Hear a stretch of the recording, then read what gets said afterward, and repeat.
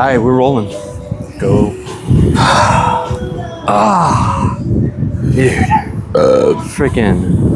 What did I do with my, there it is. What? My Fuego. Oh.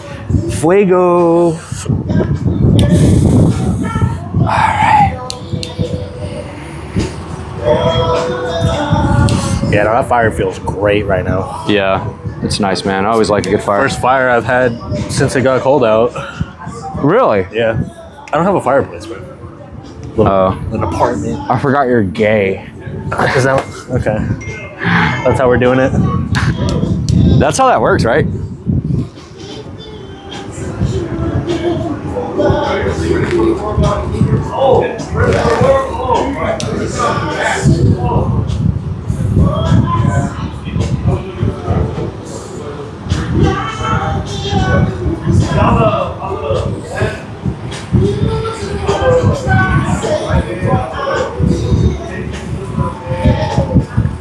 What is it, wifey? Yeah. Yeah.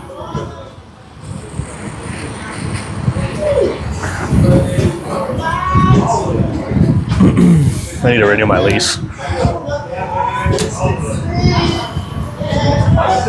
Oh. Yeah. It's a good cigar. How you been? Been good, man. How you been? All right. Living the dream. Same. Been a hell of a season for me. Lord knows.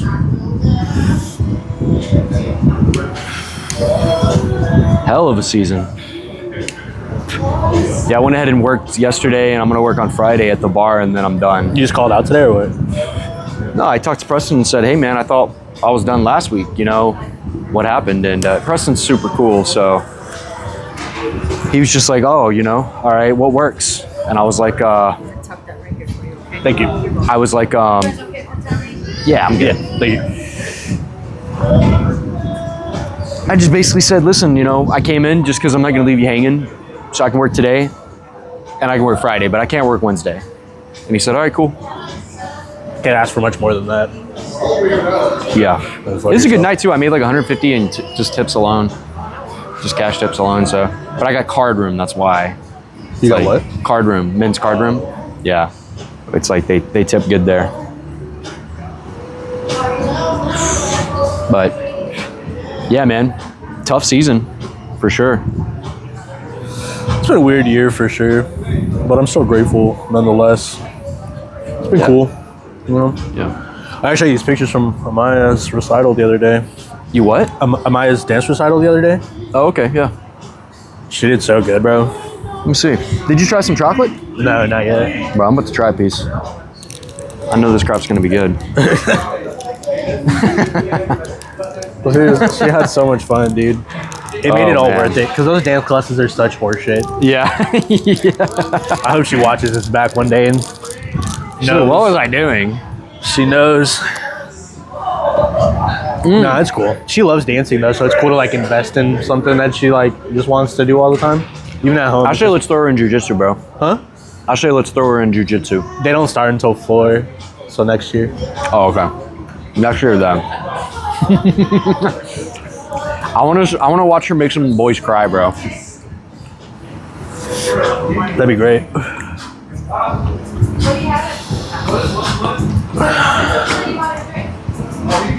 Who's the rapper? Who's the rapper? What song is this? I recognize the song, I just can't remember the rapper's name.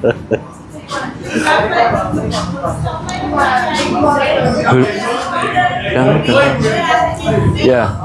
I've listened to this song so many times, I just don't even remember the rapper's name. Who is it? The OG was Biggie Smalls. I don't know who the fuck this is. Yeah. Some like weird. This might be the OG. I don't fucking know. But Biggie Smalls was like the one to rap on that. I liked on the first Spider-Man Into the Spider-Verse where they played Biggie Smalls in his uncle's apartment. That shit went hard, bro. That shit went hard, bro. Aren't they making a new one? Yeah, the third one. Yeah. Yeah, the second one went pretty hard. Yeah. Yeah, but I don't know. They've been postponing it, but I think it comes out next year. Spider-Gwen's a baddie.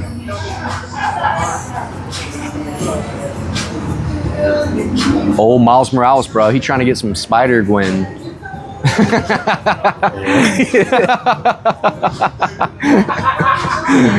Oh, that's funny. I liked on the second one how they had what's that rapper's name? They had him. He's like dressed as the Predator, and he's in like a force field cage, and Miles like walks by him, and he's like not CGI. He's like a real person still. You know what I'm talking about? I don't remember. I don't remember who the rapper was. It's been a minute since I've seen it. Yeah. You watching that new season of Fallout? Yeah. Is it out? Yeah, the first Oh, it's episode out? Dude. Oh, I'm gonna have to start checking it out. Yeah. I watched the first episode last night. It was pretty cool. I'm deep in One Piece, bro. I'm deep. Crazy. Egghead art, bro. Bro, I stopped. I saw something the other day that said that they're finally wrapping up season 1 or something. And I was like, what? What? This has only been one season? 1,300 episodes and it's one season? I'm No gonna way. crash out. Something like that. No way. I didn't look into it. I just like watched a 20-minute YouTube video and know everything that happened. I don't know. I don't know if they've got that much content left. Like, how far does the manga go? The manga is still going. They're releasing new chapters. I'm pretty sure. Maybe they can. Maybe they just have tons of content. They're still releasing chapters, I think. I mean, they got into the elders, and then there's that like Elna or whatever. I don't know, Couldn't tell you. some super evil badass who's sitting on the throne, and no one's supposed to sit on the throne, and they've clearly got like. Oh, she's like the top bitch, right? she's the top Yeah, bitch, bro. yeah. It's like 5 old guys, Yeah. and then a top bitch. So it's like, all right. I haven't really been watching too much anime. I did start My Hero because they just ended. Yeah. So I'm like right at the end. I haven't wrapped it up, yeah, but I'm like, I heard I've the got a ending few was kinda episodes ass, left. so I don't know Really? if I'm gonna finish it. I think he loses his fucking quirk, bro. Yeah, Yeah. that makes sense. Trash. Yeah. It's fucking tragic. So Like the all sacrificing hero type shit. So that one would be pretty cool. I don't know. A lot of people shit on My Hero. I really like the start. It has though. a shitty fan base. Does it? Yeah. I'm not like crazy, but I thought it started off really cool. Yeah. Like Midoriya just cries too much, man. I don't even know the character. I only know the main kid's name. That's Midoriya. Deku? Deku, yeah. Oh, that's the Midoriya is boss his real name. Oh, I'm screaming. Deku's his superhero name. Deku. That's the name Bakugo used to make fun of him I'm with. like 2 episodes in or something, dude. No, you're not. Deadass, Oh yeah. my god. Well, then you're gonna enjoy it, especially like on the growth, on the climb. I feel like they started running out of momentum towards the end, and they were like, "We got to wrap this shit up." I started watching it when it first came out back in the day, and I just like, I don't know why, but I couldn't get into it. Really? Yeah. It was just never one of those. Let me move this shit out of the way. How far did you get it on? Dude, like maybe a season, like the first season. Oh, crap. Got that on camera. Blowing your load early, dude. It's crazy. I know, bro. You can't tell what that is now, right? No. To know duels. 'Cause I'm gay. Yeah. Come back. Try it out again. Yeah, I snuck this in, so I'm not supposed to like. Says it everywhere. No outside food or drinks. I'm gonna snitch on you as soon as she comes back. I feel like they're You'll not be like they're less so rules, more like suggestions. Like, I don't even know if we're supposed to be recording here. I just like did. So, If they say anything, you just move the camera to the other side of the fence because that's public property. put it on the sidewalk. Yeah, that's Just public. raise it up over the. That's over public, the bro. fence. That's funny. Oh my You ever see god. those like they're called auditors or whatever, and they'll go like to a police station and they'll just sit outside and like record the police station. Yeah, until, I've watched like some a of cop those. comes out. Yeah, and they're like, They're "What are you doing?" Pieces of shit, but it's really funny. Yeah, when you but they're like exercise. They're like, "Where's the line of the law?" And they walk right up to the line, and they're like, "I'm not touching it. I'm not touching yeah, it." bro. I like the guys who walk around with like ARs too, on like public randomly. beaches and shit, Yeah. and they're like, "I know my rights. No more rats. Know my rights." That's one thing that threw me off so much about Europe, man. They're so like anti-gun, but then you'll just see guys with like MP5s walking down the sidewalk, and you're like, "Whoa." Whoa. That's not how Pakistan is, but everyone got guns. You're like, do your military guys normally just walk down the sidewalk with like MP5s? Yeah. They're like, yeah, don't yours? I'm like, no. They're like, but you're American. You're all about guns. I'm like, yeah, normal people are carrying like a pistol. Like you don't have like 6 like squadrons of dudes walking around with MP5s and ARs. That's not super normal. Like maybe on a military base, I'm sure. And even then, it's like not that pertinent. It'll be like military police who have the guns. Yeah. Bro. Oh man. Yeah, I feel like last night the episode with Mason was really good, man. I feel like What y'all talk about? I feel like it good. Just kind of like the season he's been going through. I told him, hey, you don't got to talk about it if you don't want to. But I know you kind of been dealing with your parents' divorce and wanted to see how that's going. What's up? And he kind of, he talked about it. He vented a little bit, and I think he was seeking the right words. So I was trying to kind of just like coerce him out of him a little bit. But all in all, I think he did a great job and got to kind of like just like a flow state. Yeah. No, I mean, maybe not flow state, but I think he got in the rhythm of the conversation and got to kind of just let some of it out, That's good. And I think I got him on a few questions where I asked him on some things that he just like doesn't know, because he was like, yeah, I feel like this has been like really informative and I've gotten to know who I am and, why I am the way I am because of my past. And I go like, give me some examples. Put it in writing, bro. Right. I did stump him. I asked him what's the most exciting thing he's ever done. And his first answer was like, I don't know. And I'm like, well, that's not good. Like, that's not good, dude. Like, we should probably fix that. What's the most exciting thing you've ever done, Colin?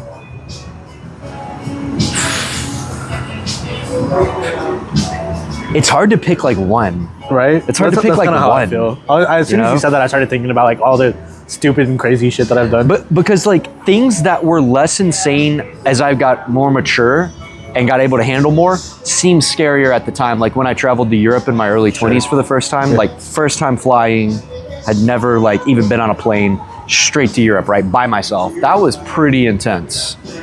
So it was pretty exciting, but in comparison, like Joseph's wedding, when I jumped off that waterfall in the jungle, that was pretty hardcore. I like that. That was super exciting, man. I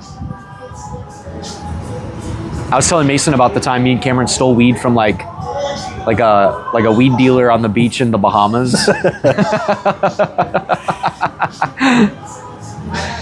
Oh, dude. I accidentally stole weed from a guy in Grand Cayman when we were on the Grand beach. Cayman? Yeah. Really? They were walking around like just selling joints and shit. And so like there was like a bunch of people who wanted to smoke some weed, and I was one of those people. And so I'm like, why not just buy it? He was selling it. And so like I went in, I grabbed some, but someone like kind of like bumped into me, and he started serving them. And you were just like, da, da, da, da, da, Yeah, and like I just kept getting like kind of bumped off, and I was like, fuck it, like I'm just gonna. If he comes back, if I see him again, I'll pay him. What did he have? Like a bucket of weed? Like how did you just like? It was like a bunch of pre-rolls. Oh. Yeah, like a shit ton of pre-rolls. So for like $20 US, he gave me like 4 of those. Yeah.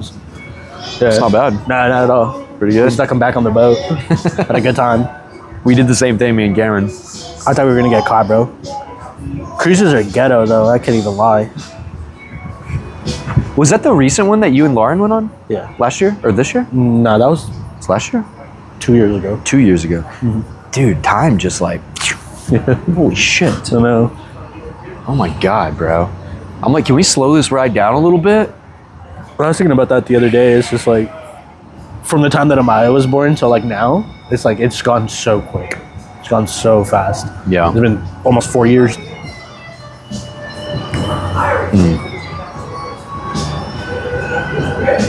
Oh, we should probably introduce you. So, this is my homie Taha. Yeah, he's nice like that. I'm a friendly individual. Super friendly. How long have we known each other, dude? Oh shit. Like 10 years, I think now almost. I think I was like 24, 25 when I was messing around with Jesse, and that's around the time I met y'all. I'm 34 now. So me and Lauren are gonna celebrate 10 years together this coming year. And you met her before me? Yeah. Oh, okay. I think we were dating like right when me and you met, right? Okay, yeah, probably. I don't know. I didn't really like, I don't know, man. There was so much limbo going on in that in that season. You know, I barely remember just that. partying and Yeah. music fest I and barely remember it. talking phases and Jesse just got married. oh, I know. You see Yeah, that? I'm friends with her on Facebook. I saw the proposal and everything. I'm screaming. It's a tall brown guy. No way. Called it. All day.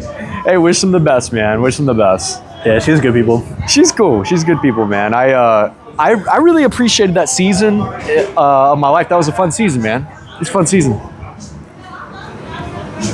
We were just babies back then.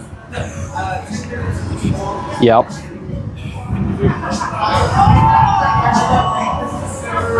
Yes, we were. Especially y'all. How old are you? 34. You're not that much older than me. You're 31? Yeah. Yeah, 31. You're not that much older than me. Andrew's old. That man's older than I am, you know what I mean? Andrew's so old. I was just laughing with Mason. I was like, yes, I want to try to get the 4 mics so like we can all hang out and record it because I don't want you to feel left out. Or I was like, I just need to find a 4th person now. I was like, can't be Andrew. He's boring as fuck. Just can't. Andrew would just sit there off camera and just like and like random comments, and then that'd be it. All right, fellas, I'm tired. I was like, let's do. I told him. He goes, who do you think? I was like, probably X, probably Xavier, bro. You should get X on. I think a X would be podcast, like interesting. on Discord or something, and then have him draw you a picture live. Really, while we're talking, that'd be He hard. draws really well, bro. That'd be hard, bro. I'm trying to make that guy famous, bro. Make his art go viral. I'll tell him like, hey, let's set up a Discord. Does he have? He has a camera and stuff, right? He can set up his phone though. He has an iPhone. Okay. Shit, he has his Ray-Ban Metas. I bet he can Oh, that's. go like do a POV of himself drawing. Oh, that'd be cool. I wonder if I could have both, like a cool. video feed of him and then like of his hands and the drawing. That'd be really cool. That's a good idea. That's a solid idea. All right, shout out.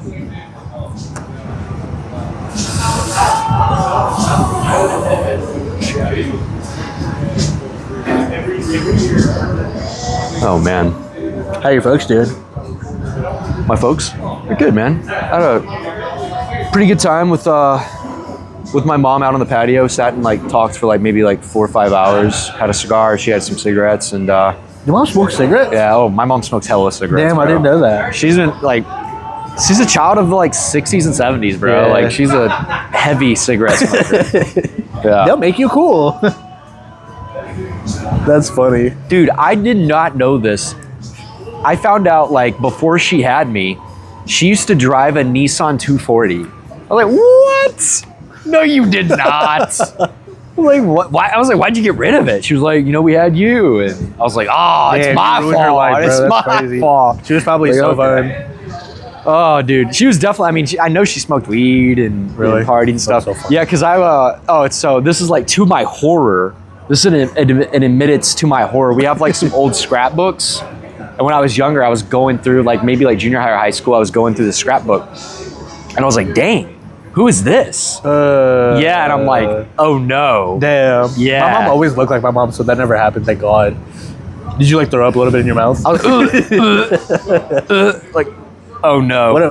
What do they say? Like dudes want to fuck their moms and girls marry their dads or That's whatever? Freudian. Oedipus? That's Freudian, Oh. I think, or something. I thought it was Oedipus. Is it not? No, I think that's Freudian. Yeah, because I had a long talk with Andrew about that. Shit, at this point. Yeah, I'm kind of glad like both my parents were pieces of shit, so I don't have to deal with any of that. Sometimes it's harder when they're in between. Like my mom, not so much, but my dad. That makes it almost to some degree more complicated because it's like he's trying to like when it suits him to like be involved or at least like a phone call or two. Yeah. But you just don't get those years back. You know what I'm saying? So it's like we're not gonna like skip go and like Yeah, go outside for a catch or some shit. right. You know? Right. It's just not gonna. Yeah, I agree with that, man. It's hard to like. It's really hard to reconnect with blood like that. Like it's easier to reconnect with friends, I think, than it is with blood. Yeah, I think so. You know, I mean, I'm gonna do right. You know, it's like love and respect him. I'm not gonna leave anything on the table, so there won't be any regrets on my part. You know, if he calls, I answer. I talk to him. I give him the time of day if I have time. You know, Every time your dad calls, you answer? if I can, if I'm not like I know. like in the middle of Lord knows I don't. Yeah, I know you don't.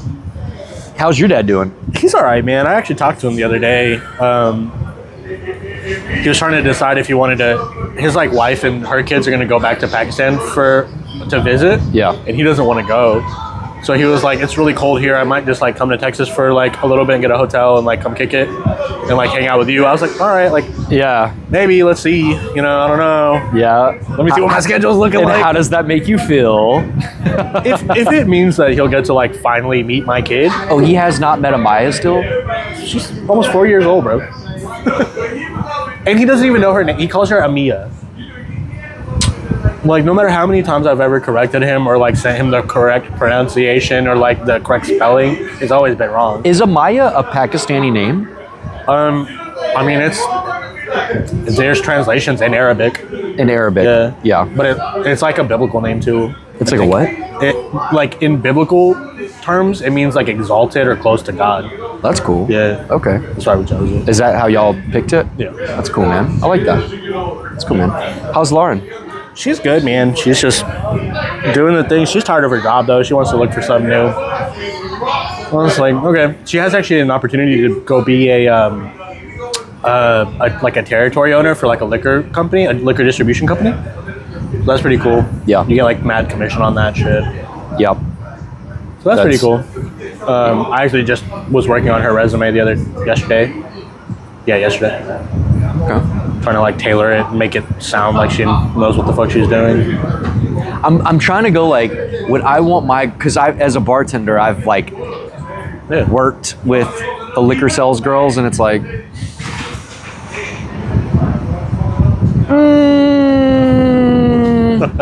I think it depends on the person, honestly. I mean, I think you and Lauren are really tight, so Yeah. I'm not saying you necessarily have anything to worry about, but sometimes environments are just worth avoiding to some degree. But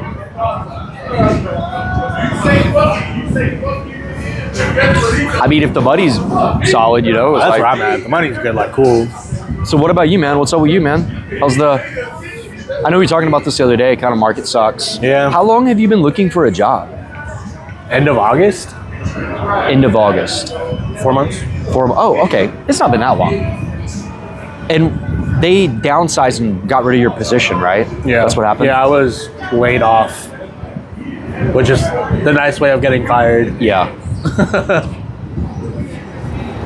Do you think AI had anything to do with that? No, Or do you think it's like shit's expensive, we're just cutting where we can? I think they knew that. Like, I think they saw me do two people's jobs when it was just me there. And they realized we can just pay one person to do this? Yeah, but I wasn't So why- qualified to pass the assessments because you have to like, What does that mean? I don't know, you have to like do these tests or whatever for that specific company. And I wasn't like eligible to do them until 1 year in, and I hadn't quite hit my year yet. Red fucking tape, bro. Yeah. You just like, your ass has to sit here for 4 more months before you It qualify. was like another month, bro. I was so pissed. It was like another month. So they gave it to the person above you? They they actually fired her too and hired a whole new person to train. So they actually let her Rather go. than training the person that's That was already there trained who had a and doing relationship both with jobs the people. already. Yeah. Companies can be so It doesn't make any sense. dumb. And they have to swear. pay more because that girl that took that spot wanted to move on property too. So they have to pay for her discounted rent. They have to pay that difference to the owners. Y'all were living there at the time, right? Y'all didn't have an apartment there? I thought y'all were like getting a super cheap deal on rent and stuff and were living there. No. Okay. No, I was going to, but that complex was super ghetto, and I'm really glad that I didn't. Like, Which is crazy because the office, like, I only went to the office, Yeah. but it didn't like give that vibe. Give that I know. vibe. I worked Yeah. really hard at that. I worked really, really hard at that. But like, you could like, I worked would have to really like, hard at whenever that. I would like go tour a prospect, bro, I would like veer certain ways so that Yeah. because I knew that it was gonna smell like weed in like this hallway or this hallway, and I Yeah. can't take people through there because they're gonna be like, oh, what the fuck Like, is damn. weed in here? Yeah. So Yeah. I don't know how when we had our own place, bro, how no one ever was like, They did. You do not remember our neighbor coming to our door? oh, did they? You don't remember? Did I not tell you this? I think I I'm do. sure I think I did. do remember this But now. I was home alone. I was bro. referring more to the management, but okay, The yeah, tell the story. management. Tell the story. Tell the story. I was home alone, and Lauren was on her way to come over. And me and her were still just dating at this point, and she was coming over to like spend the night and do like a movie night or whatever. And I'm like smoking a joint in the bathroom, and I heard someone bang on the door, and I was like, "Oh fuck!" Like it's like security or the cops or the office. Why were you smoking a joint in the bathroom? I was like getting ready, doing my hair and stuff. Okay. But it was just like in passing, you know. Yeah. And so I was just like hitting it and like putting it down, like doing my hair, putting deodorant on. Yeah. And someone bangs on the door, and then it's the neighbor. And so I opened the door, and she's like, "Hey, like just so you know, like I know y'all are smoking weed in here, and it's leaking into my apartment." And I go, "Oh, that's not us." And I closed the door as there's like smoke like billowing behind me. I just like closed the door. I was like, "It's not us." And closed the door.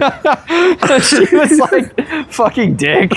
What a jackass. I never saw her again. Thank God. That would have been such an awkward interaction. I think I do remember this now, bro. Bro, I mean, like, the parties we threw.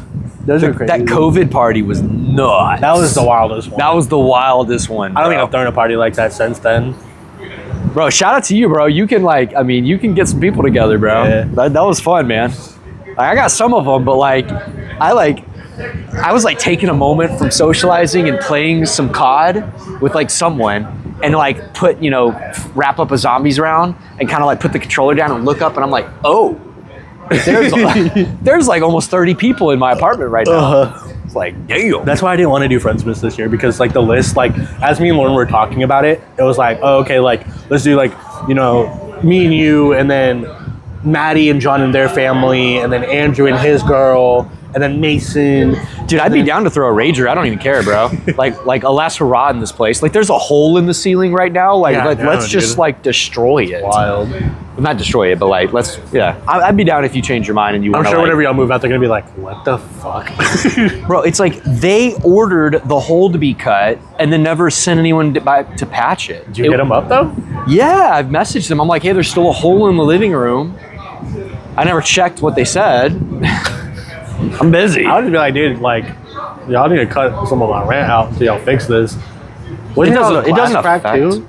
Yeah, one of the windows, but it's a double panel, so it's just the outside pane. It's like Yeah, I'd be pissed. it doesn't affect anything that much. I did kind of like hint to Mason, I think yesterday or today, I can't remember, about like the washing. I was like, hey, like I was talking to Taha, like they're washing clothes for 3 people too, and have a little girl who takes baths and stuff, and it's like, their water bill is like $50 a month, and he was like, really? I was like, Let me look. I just got the statement. I was like, I'm yeah, curious. man. 'Cause I did more laundry this last month than I have like. I was like, I think the fact that you do a load of, like, you wash a load of laundry just for your pair of pants every day, bro, is adding up, man. Like, maybe let's get you a couple pairs of pants so you're not having to do it's just so tedious. $53 for water and sewage. Our last bill was like almost $120. Like, it's like, dude, They might beat somebody up, bro. it's like you're doing a whole load for one pair of pants, bro, every day, not including all your normal laundry. I love you, Mason. I'm not gonna lie. So when I had my apartment off Blue Mound, that apartment, the Saginaw apartment, you remember that one? That was the one like right after when I lived at the house with Lauren's mom. Maya was like first. She was like one. Yeah, maybe. where y'all are at now again, though, right? No. The one before that. Before that. The nice one, the bougie one. Oh, remember that one? I think so. Yeah. That one. I had to wear a suit to work every day, and it was a restaurant. So like, maybe I would like have to wash my pants when I got home from work, but I would always go around the crib, find like the clothes that Maya was wearing for the day, get what Lauren was wearing, Make it a all the towels that are in the bathroom, bro. Yeah. I'll fucking wash a rug. Like, I don't give a shit, bro. Put that motherfucker in there. put it in there, dude. Oh my god. God damn it. It's not that big of a deal, but I'm like, hey, if we can try to cut down, and it's just like if I have like a day or two picked out to do laundry, it's like if I go to sleep with a load in the water, it's like they end up in the dryer and then they're sat there all night and they're wrinkly or whatever, and I'm just like, It's like, okay. And sometimes there's some stuff that you can re-dry, and you're good. Like it knocks out the wrinkles. But some stuff, it's like you got to get fresh out, or you just got to rewash that You need to shit. buy wrinkle spray, bro. What? Buy wrinkle spray. Wrinkle release spray. You don't Most of that use shit's that? terrible for you. What? Most of that stuff's like terrible Get for like you. the free and clear one. The no chemicals one. Yeah, I'll look into it. Huh? I'll look into it. Sometimes I'll take a rag and I'll just soak the rag Or just put and it in then your throw the shower rag in with there a so hot it shower. steams everything. Do you take hot showers? Yeah, of course. Yeah, just put it in your bathroom so it'll steam. Yeah, I do that. Sometimes I'll hang stuff in there. It's just easier when it's just like washer, dryer, right out, no wrinkles, you're good. You know? That's all it is. It's not that big of a deal though. I just never get to my laundry fast enough. I just hate fucking doing laundry. Yeah, for real, bro. I don't mind like washing hate it. it. I hate folding it. and putting Folding away, it, bro. yes. That shit will Is sit that in like the a pile, dude bro. thing? Because I mean, No. that shit will sit in a hamper, bro. No, Lauren's the same way. Oh, is she? I woke up this morning. She's like digging through a pile of laundry. She's getting my shirt. I'm like, all right, cool. I'll go through that today. And now I will literally today's like over and I haven't done it. take a pile of like and put it in my desk chair to move it to do something, and then when I need to sit down, I'll move that back to wherever I need to put it, so I can sit in the chair to do some work. So, yeah, I'll avoid that. I'll avoid that crap at all costs. Fire's nice, man. Feels so good, bro. I had to pee. Just yeah. All right. Unless they want to hear it. No, you're good. Should I pause it? What do you think? Then just let it roll. No, talk some shit. It's crazy. Taha is a homosexual. I wonder if you're like hearing my voice twice right now. Bro, you're not even smoking your cigar, bro. I'm not gonna lie back there. It's kind of strong. Yeah?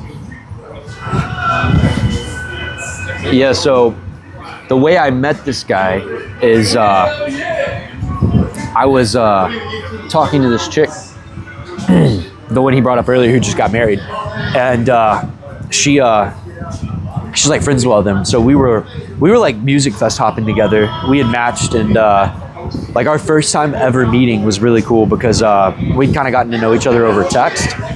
And then and I wanted to go to UME, which is a EDM festival in South Padre, Texas. But I didn't really know anyone. I was like fresh in Texas. I hadn't been here that long yet. And so I'm chatting with this pretty girl who also likes EDM at the time. I was like, okay, cool. And I told her, I was like, I really want to go to UME. And she goes, oh yeah, I've been wanting to go too. I think she'd already been. And she goes, I can't afford to pay get my ticket though. She goes, I got a bunch of friends going down there who've got a condo. And I was like, okay, that's what's up, cool. And I go, do they have room in their condo? And she goes, I don't know, I can check.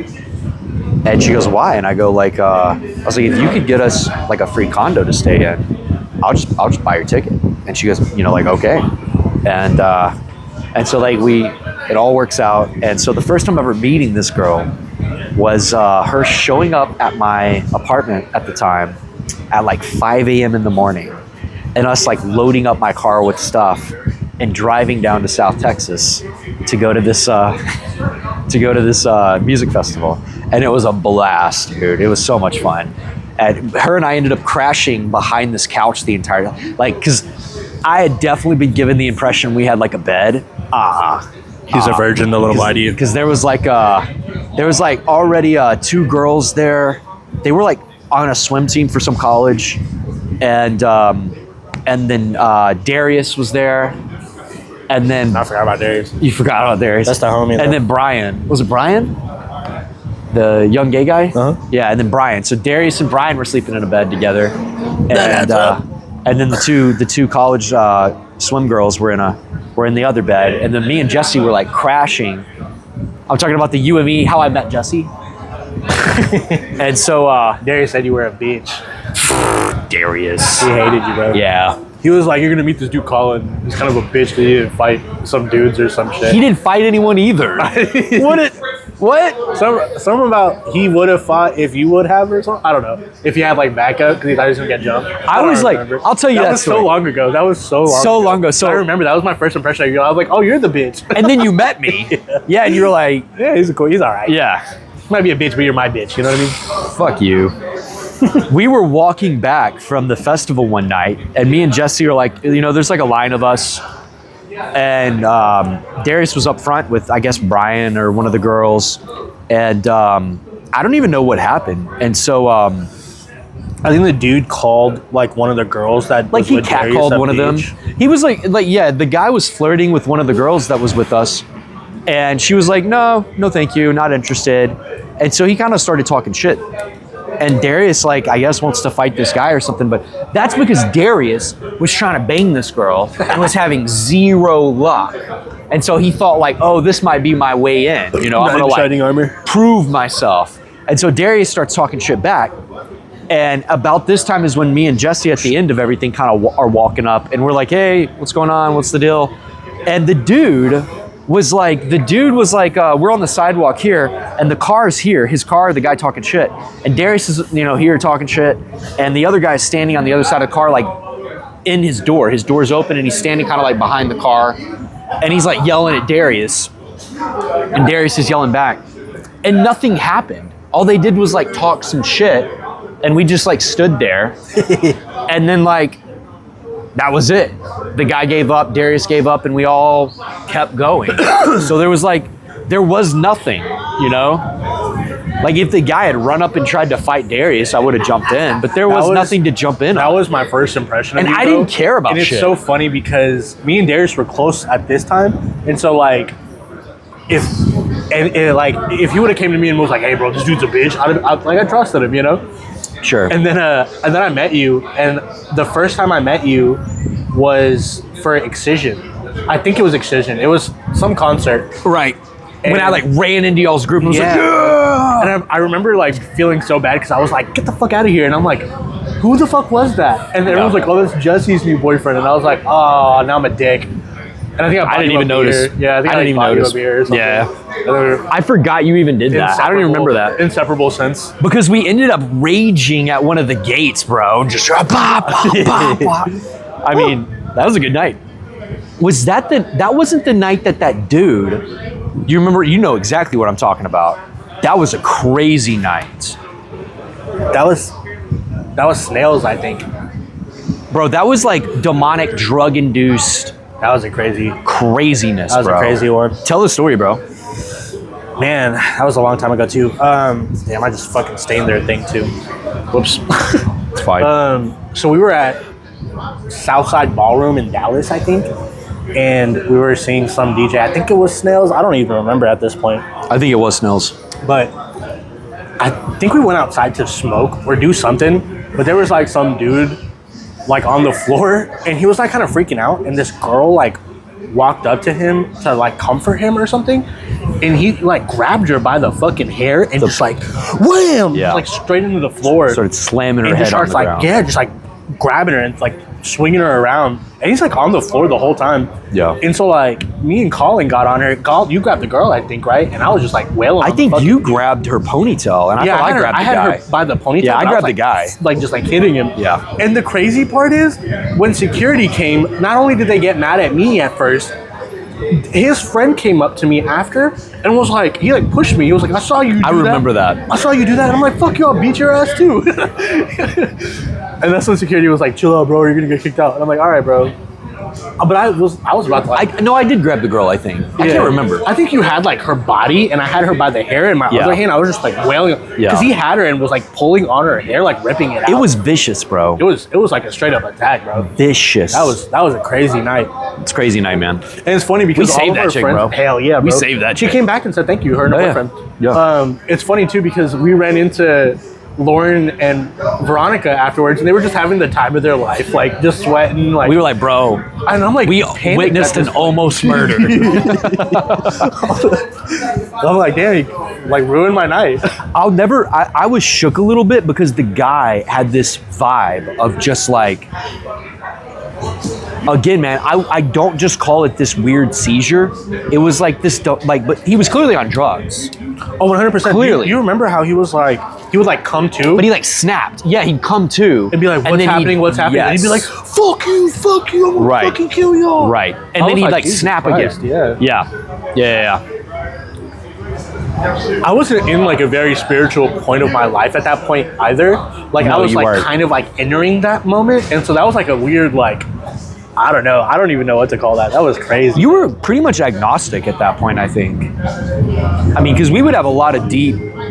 I mean, dude, we'd just like smoke a blunt and get deep. You know what I'm saying, bro? Talk about crazy stuff. I had a. My bad. Yeah, get me some beer too. Some what? Lauren, she's at Walmart. Oh. What, did she drop a mile off at her dance thing? Huh? She dropped a mile off at the dance thing or whatever? Or is that done? No, it was over. I needed to go out there too because I needed my card, but I have to pay for the dance class. It's like a once a month thing, but I needed to pay for it, so I went too.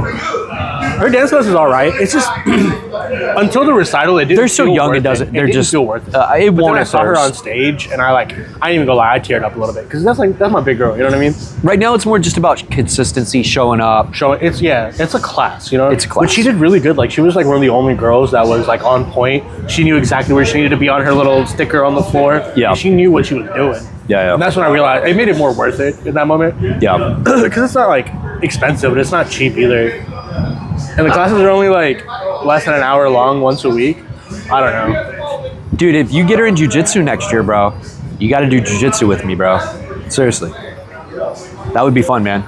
That's the plan, I think. I'm just about healed up on my MCL, so I'm like, I think next month, after my deal closes, I'm going to start my membership back up again and start doing that. I got a lot of plans coming up. So what's wrong? Nothing. What are you laughing about? You. What do you mean? Because you fucking...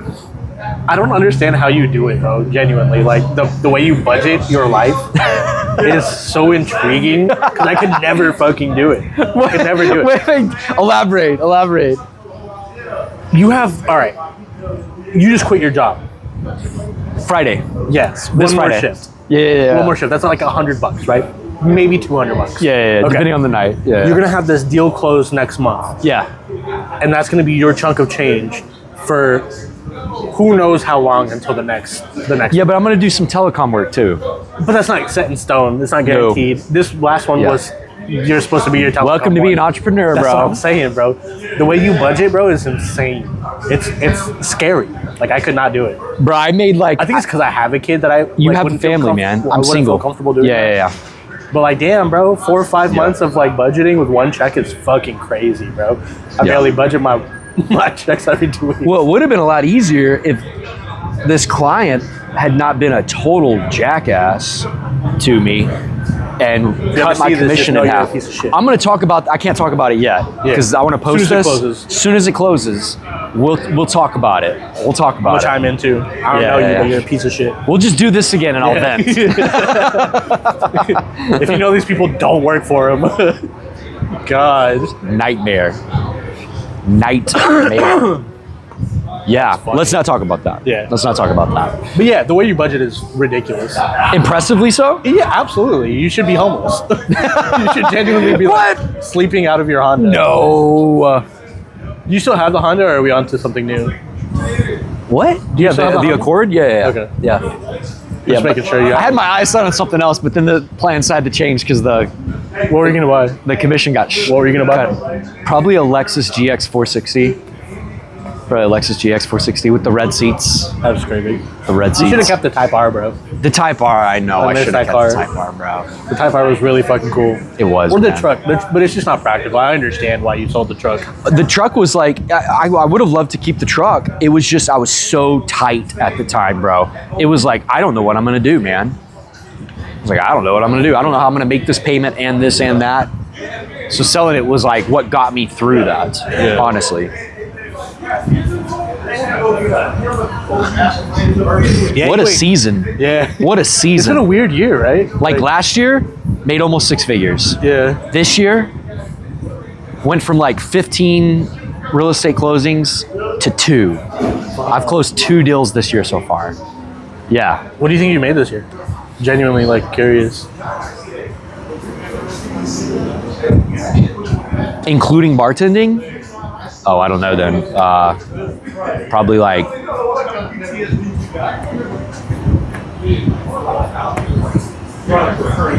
Not much, man. Probably like 40K or something, maybe. I don't know, 50 maybe. Yeah. I don't know. Which is like almost like making basically $100,000 consistently. It's like, whew. That's yeah. But the problem is it was like over 6 months of like I didn't make a single dime. Yeah, that's what I'm saying. I didn't make a single dime. That's what I'm saying. And I went to Jamaica That's and Europe. half a year. I went to Europe twice and Jamaica. I keep forgetting to give you back your suitcase. Oh yeah, I'd like that back. Yeah, I'm supposed to. I was gonna tell you about it. I think I'm gonna go back to Jamaica in maybe next month, but probably like February. And I'm gonna go help out with all the relief stuff and volunteer. And we're gonna have some fun, you know, hit the beach and stuff, you know, of course. But go see my Jamaica family and have a good time. And it's bad, bro. It's really bad. Like I'm on a WhatsApp group with like 30 or 40 people, and the videos, I mean, it looked like a bomb went off, bro. Yeah, it's terrible. And it's like, I mean, the houses are just gone, and there's so much like, you know, a lot of those houses that were built like back in the day where they were just like, right here looks good. There's no title, there's no nothing, and so these people can't build their houses again, man. Like they're not legally allowed to do that again. R.I.P. their fucking homelessness rate. Yeah, man, it's bad, dude. That's crazy. You haven't told Lauren yet, but actually, so since downloading Facebook again, when I was in Ohio, I did it to like just have her family, her like Ohio family on there. But like a lot of my old homies from like way back in the day, like 7th grade type shit, have been hitting me up. Oh, let's and go. one of my really, really old friends, bro, I'll never, like big shout out to Luke, bro. This kid like got me through a good chunk of like my childhood, because he was like my one like really close friend when I first moved in with my dad, and everyone knows my dad, like that shit was not fun. Yeah. But I added him on Facebook, and I didn't think we haven't talked in, I don't know, 17 years, 16 years. He randomly DM'd me as soon as I added him, and he goes, "Dude, where the hell have you been?" Fucking. He was like, ghost, "I've missed bro. you," and I was like, "Oh, dude, like it's, you know, life has been insane. Like I went through so much after high school. Like I was a whole addict." That's when you lost touch with him, like high school? Yeah, like because I got kicked out of Richardson High School where we went to school together. And What'd you get kicked out for? Fighting. Yeah.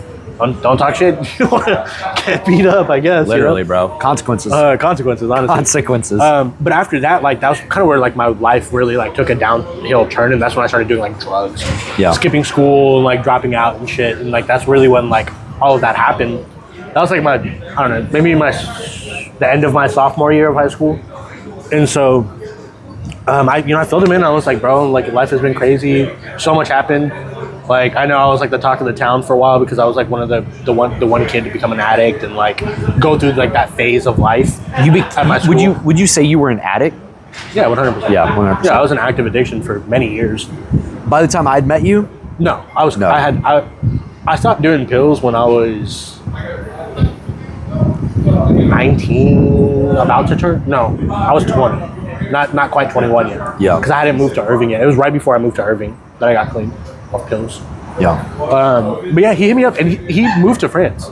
He was like, really? He's always been a super rich kid. Bro, we should go visit him in Dude, France, that's what I said. But he's always been like super, super rich, right? Like when I was growing up, he invited me to like his house for like a play date, to like go play Xbox. You've talked about this guy. Okay, Yeah, I know pulled what you're up talking and about. it's like a mansion. You're like, whoa. Yeah, he lived in a mansion. I can Junior relate high to that. school. I know what that's like. Yeah, and I was like, why is your butler opening the door for me? Like, what the fuck? And like, I lived in like They legit had a butler? Yeah, bro. Like, they had, that's like, rich. They had like, it was his grandma, I think, but she had like maids.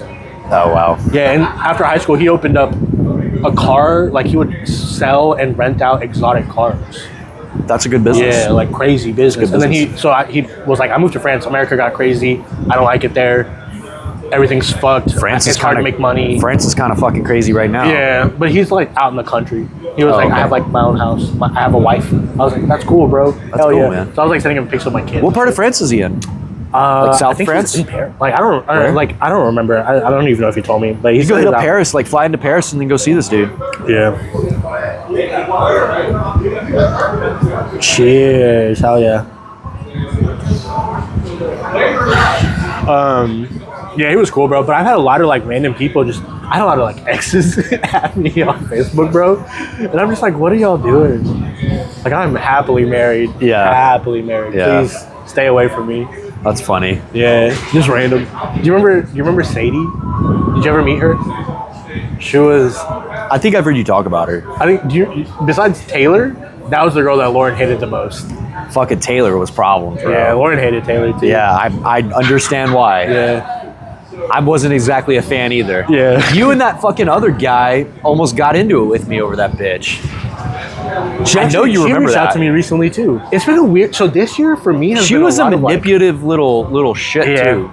She. Because I would call her on her bullshit, and y'all all came in white knighting for her at your apartment that one fucking time, bro. I remember this John Bellion concert. I'm like, yo, bro, y'all squaring up with me right now. Like, fuck all you. Yeah, she hit me up recently too. This year has been so like, I've reconnected with a lot of people this year, like a lot of just random people.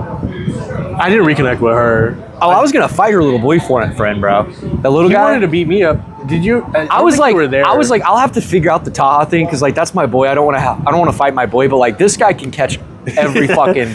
He got mad at me a few weeks after that night because I forgot what I said, but I was basically like, bro, if you don't like, he was like crying on my balcony. Yeah, Because of Taylor? Yeah. Shocker. And I was like, dude, if you don't feel like it's working, like, you know, probably leave, right? Like, you don't have to like be here.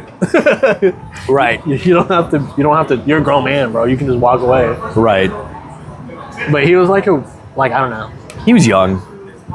Ish. He had like mental health issues, like more so than I think I realized in that moment. But he was just a weird dude. Yeah. Yeah, he was a weird guy. But yeah, this year was very full of like reconnecting. I reconnected with one of my cousins. I didn't even know that they moved here from Pakistan. They're like in Texas. Really? Houston, yeah. So I'm gonna make plans to go like try to see them. That's cool. I haven't seen them since I was probably like 15 or 16. Okay. How's your sister? She's good. She was just here. Okay. Yeah. She gave me a $20 Steam gift card for my birthday. I was like, hell yeah. Take it. She's good, man. She's doing her thing. Just living her life in Austin. How's her husband? They're not married. They're divorced? They've never been married. Oh, that's right. Okay, but they're together. Yeah. Yeah. I think they live together now. They weren't living together? Oh, I No, just he had. assumed. There was like I think she didn't want to like overstep her boundaries with his kids, and because like she didn't have like the best relationship with them, so she didn't want to like overstep and like push herself in. Were they older? I think his oldest is 12. That's not bad.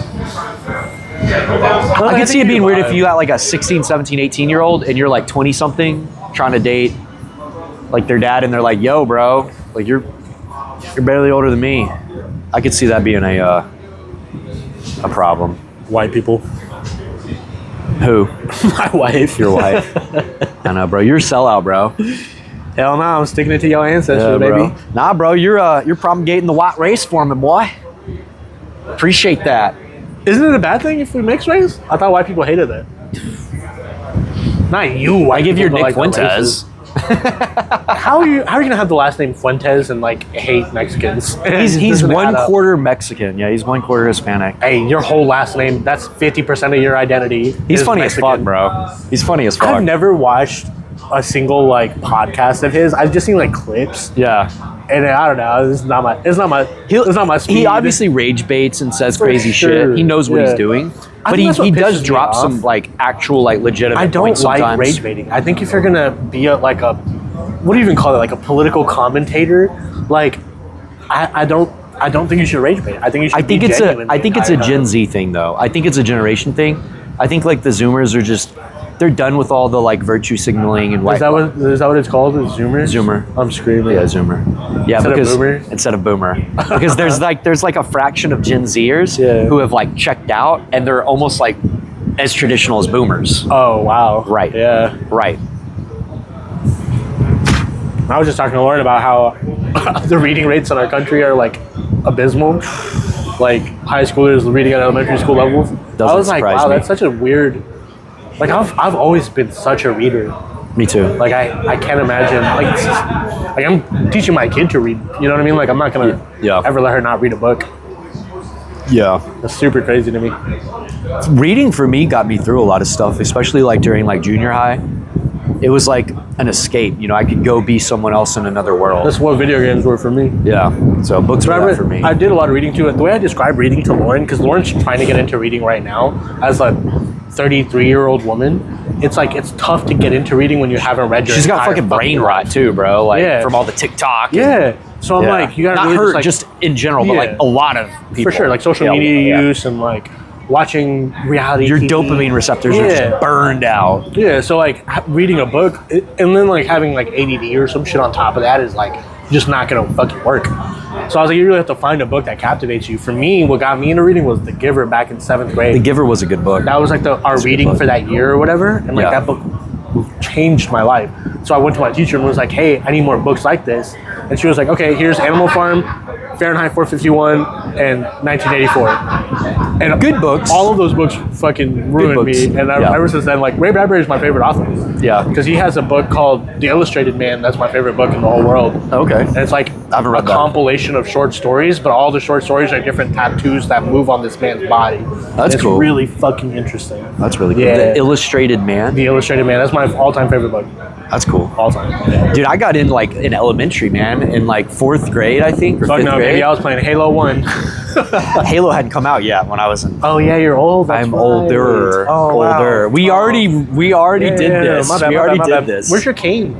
Yeah, I left it in the car. Okay. Yeah. Well, you can just wrap it I am starting to fucking gray out a little bit. Dude, I have so many gray hairs. Fuck you. Have a kid. People just keep bringing it up more and more. They're like, wow, you're starting to salt and pepper. I'm like, yeah. Every time Lauren cuts my hair, she's like, oh, wow. Yeah. I'm like, fuck you. Like, oh, wow. Like, fuck you. My first book was Hatchet, bro. Wow, that's Gary Paulson Hatchet. Yeah. I read that got me in. Shout out to my elementary teacher. She would we would burn entire class periods. She would read the book out loud while we followed along, or she'd play it on a tape. Yeah. And we just listen to the narrator. How do you feel about audiobooks now? I love them. They're more convenient, but I think it has to do with the fact that of how I kind of ingrained reading. I've noticed that I don't get the same kind of grasp it as. Well, I do this thing when I read where I get into almost autopilot where I forget I'm reading. I'm not reading words anymore. You're visualizing. I'm watching a movie in my head. Bro, basically. I just told that to Lauren. So that's how I described reading to her. It's so I don't get as much of that on the audio. So I get it more. You get it more? Yeah, I get it more through audiobooks than I do physical reading. Yeah, because I'll do noise cancellation, so that's the only thing I hear. Is the only thing I'm focusing on as I go ride my skateboard to go work out. You know what I mean? That's cool. Yeah. My problem is if I'm doing something else, I'm split focused and I can't do that. You can't work out and listen to an audiobook? No, I'll miss stuff. I'll miss stuff. Can I get one more beer, please? Thank you. This one's the done one? Yes. Yeah, no, I can't do that. Damn. They can't do that. Lauren's struggling too, so I used my one Audible credit this month to get her book, and she's 3 chapters in. What'd you get her? It's called. It's something about necromancy. I don't know. Kind of dark? It's one of those Sarah J. Maas books. Girls like all that dark shit, man. It's called Alchemized by Sen Lin Yu. So apparently the book was written to be a spin-off Harry Potter series about Draco. Oh, about Draco. But the names are if you just take the main character and name him Draco, it's living his life. Oh, but it's not by the same author. It's not by the same author. Okay, I see. Yeah. So they had to kind of change. Yeah. So that's what it's supposed to be about, and it's all about alchemy and necromancy. That's cool. And Lauren, being my wonderful, beautiful wife, was they're necrophiliacs. And I was no. What the fuck are you reading? I was this is the book you got her? Yeah, and I was what are you reading? This was before I got it. And so I'm what are you reading? There's no way that's the thing. Yeah, are you sure? And she's that's about dead people, right? And I'm yeah, wanting to fuck them. And she was oh, no. She looked up, she was necromancy. And I was okay, that's different. Yeah, it's very different. Very different from what you're talking about. Ooh, okay. I'm reading The Hobbit right now. Oh, that's a good read. Yeah. I just finished book 2 of the Sun Eater series. I'm digging into Birthright, which is super interesting, bro. What's that?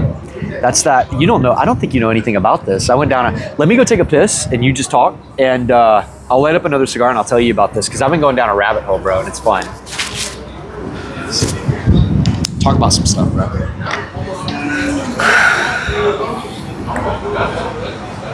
Talk about stuff. I'm gonna talk about stuff, dude. Don't rush me.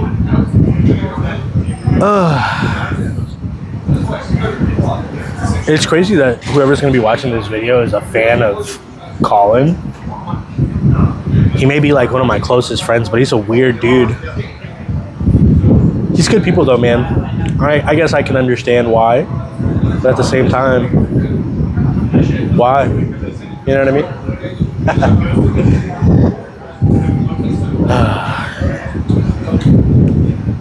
There's just something about sitting outside with a fire and a cigar and a beer with a bro that like itches that part of my brain that I feel like hasn't been itched in a long time. You kind of just like get into like that flow state of like just hanging out with the homie and reconnecting, and I don't know if you'd call it like broing down or whatever, but it's been super fun. And Colin, when you watch this back, I'm sorry I don't answer your phone calls as often as I should, or don't come around as often as I should. I promise I'm gonna work on it. We're gonna be better someday, but not today. I think you have like 2 more phone calls that I gotta decline before I answer.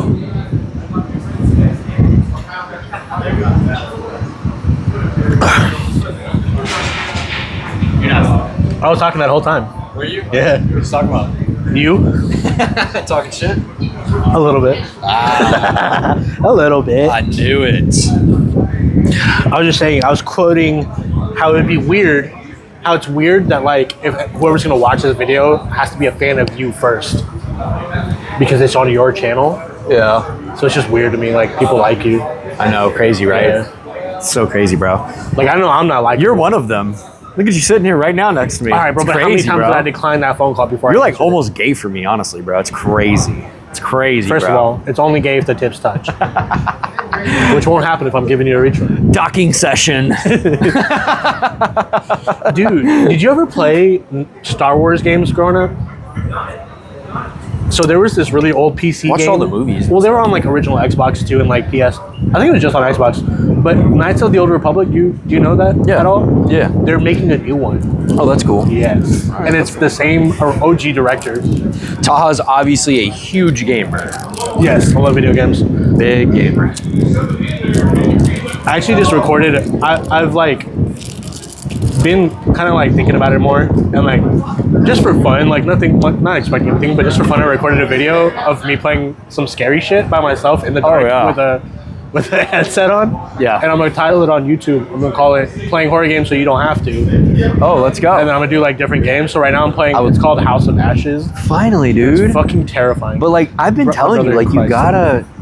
My brother in Christ, this game is scary as hell. Is it? Yeah, and I'm playing through the I told you this the other day on the phone, but I'm playing through the Resident Evil series right now. Yeah. Yeah. That shit is fucking scary. Like, I Scary. don't care what anyone says. Like, being in a tiny hallway with fixed camera angles is fucking scary. And then Lauren, bro, I was playing video games the other night. It was like 2 in the morning. It was late. I was like, but you get caught up, you know, you don't really think about the time. And I'm just like playing. And I'm playing this horror game.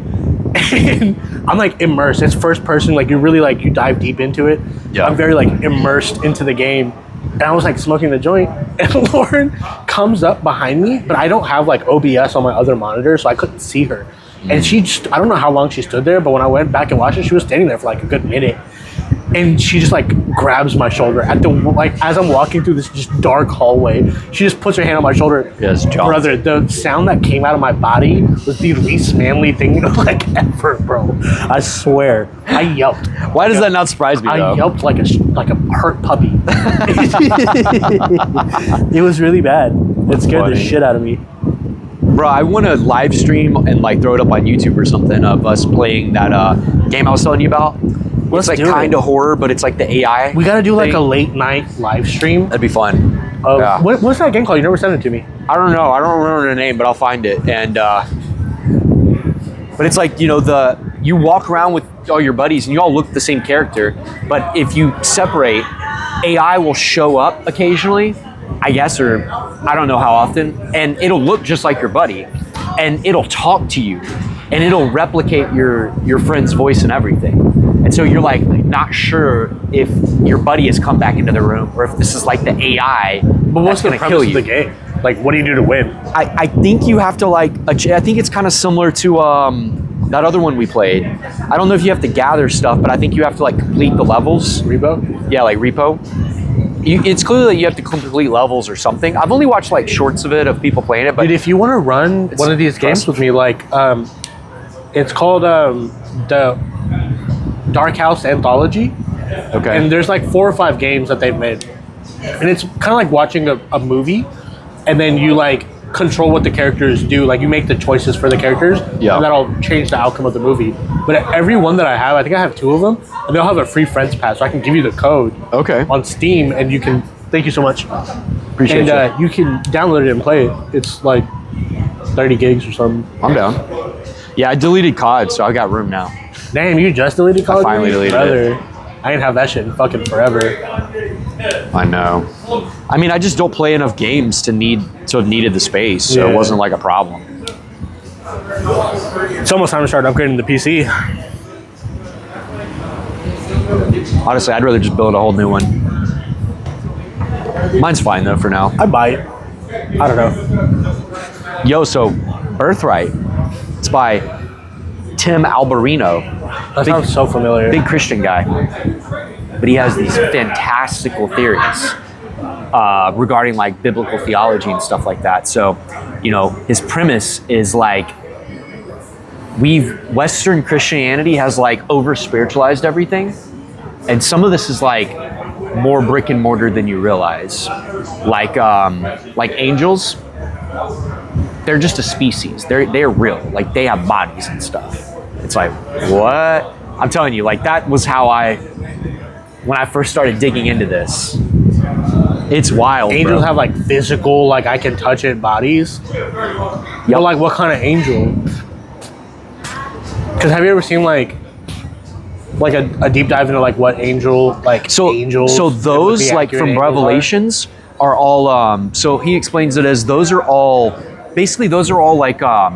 like visions, right? Like the weird thing with like the Right, wings with and the like 6 eyes wings and the shit? eyes, Yeah. right? Those are visions. Those are metaphors for stuff, right? It's fuck not. is that a metaphor? It's not. Well, a lot of those, like is it John or Paul who's on the island and he's tripping in Revelations? Paul, John, I don't remember. He was Paul. I don't know, but judge us. basically, you know, he has like so. You know, you really like the way he lays it out.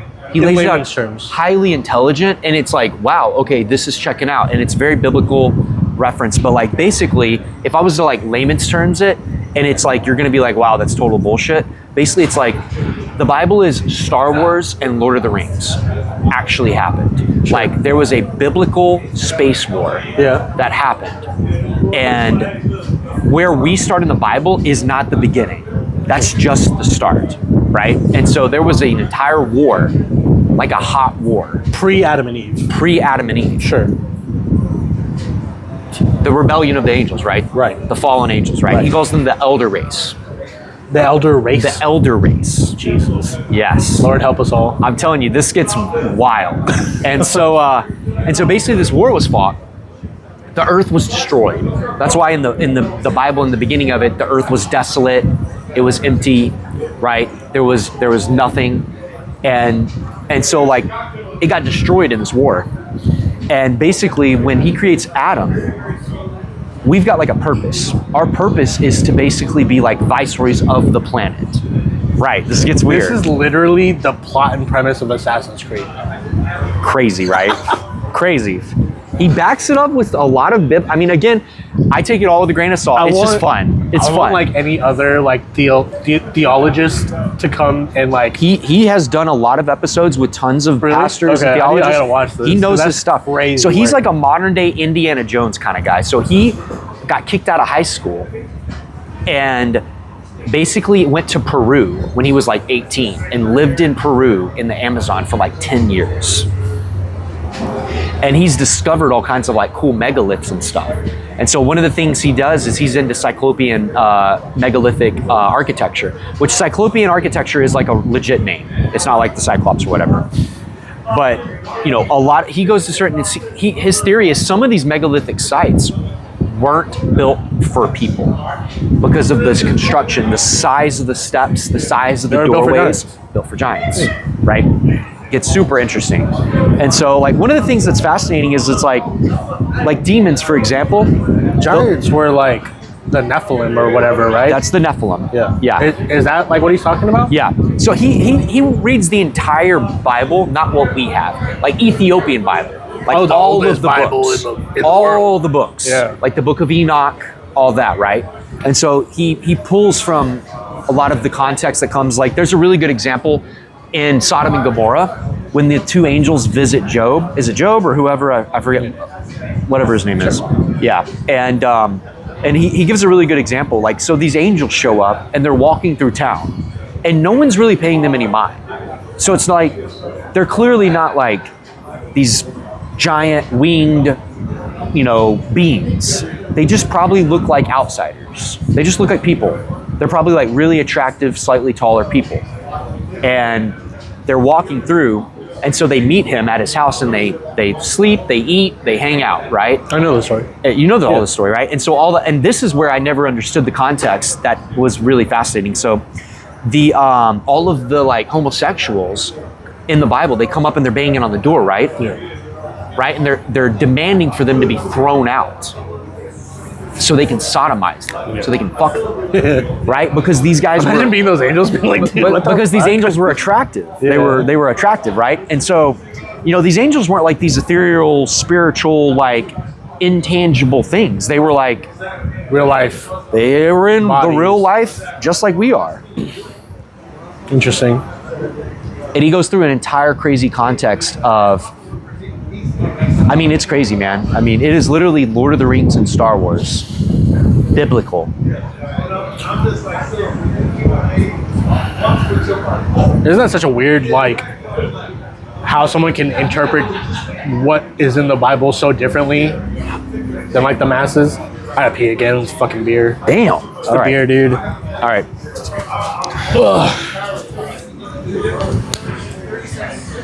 Colin's gay. Oh, that's crazy. Who said that, dude? You heard that? It was like a ghost in here. It's crazy. That's not how the mics work, bro. But yeah, that's been a like an interesting kind of just like fun thing I've been digging into. I really like watching some of his podcast episodes, and it's very interesting. I'm not saying I obviously buy it all, but it's quite a fascinating take on the biblical story. And when I'm just saying it all real short like this, a lot of it sounds like bullcrap, and I totally get it. And at first I was like, man, this is nuts. What is this guy talking about? But the more he backs it up with scripture, the more he discusses it, it's quite interesting. It's very fantastical for sure, but it's a really interesting take on the biblical story. So that's one of the books I'm reading right now, which is really cool. But yeah, man. But yeah, cool. If y'all are tuning in and y'all are still watching, I appreciate y'all. Just wanted to kind of like hang out with one of my buddies again. I think I'm going to start doing this a little more frequently, and just start having conversations and see where they go. Might have some really interesting stuff come up that y'all might find entertaining or enjoyable. And Taha's a cool character, man. He's me and him can kind of get into this kind of stuff. Speak of the devil. What were you saying? I was actually saying nothing but good stuff about you. He's a damn liar. Shocker. A damn liar. So my question is, if so many things, right, like the Book of Enoch, the Dead Sea Scrolls, things like that have been taken out of our Bible, where does that leave modern day Christians? I think they're missing a lot of the story. And I think sometimes we only have so much to go off of. Like, Enoch's a really interesting book, right? And so I'm pretty sure you know, you'll have to fact check me, but I'm pretty sure the way it was described to me is the Book of Enoch was removed from the Bible for a rabbi because it had too many different things that proved Jesus was who he said he was, which obviously that threatens Judaism, right? That threatens the Hebrew faith. And so some of these books were removed and thrown out of the canon because, for example, the Enoch, because it threatened the dogma of that particular religion. But we already like believe that.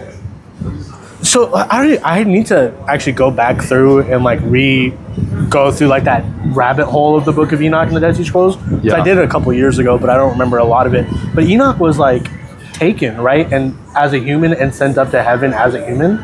Isn't that what his like whole story was? In like short term.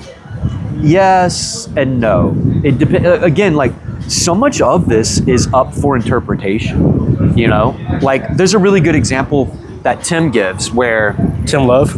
Tim Alberino, Tim Love. You know Tim Love. And yeah, I know who Tim Love is. And so, you know, there's a point. I think they're picking up Enoch, right? And it's described as these chariots of fire. Yeah. Right. These chariots of fire. And so Tim goes, man, you've got to understand that the people of the day are describing these things to the best of their ability. So the most advanced form of transportation of that time was a chariot. And so when I read that, I read it with my modern day intelligence. I don't believe it was being pulled by horses through the air like Santa Claus, because I know horses don't fly, right? I think this was a craft. This was an aerial craft. Holy fuck. Okay, so he's like Yes. Yes. That's a crazy rabbit hole. Crazy rabbit That's hole, such a bro. fun one, though. It's a fun one, bro. That's such a fun one. It's a fun I one. love that. I love that so much because there's so many, like, if you just watch, I hate to be that guy, but Ancient Aliens, they really go deep into the biblical, like, Yes. spirit, like the biblical, like, meanings of certain things when they say, like spinning chariots and things like that. It's like, And they probably don't get some of it wrong. They probably get some of it right. yeah.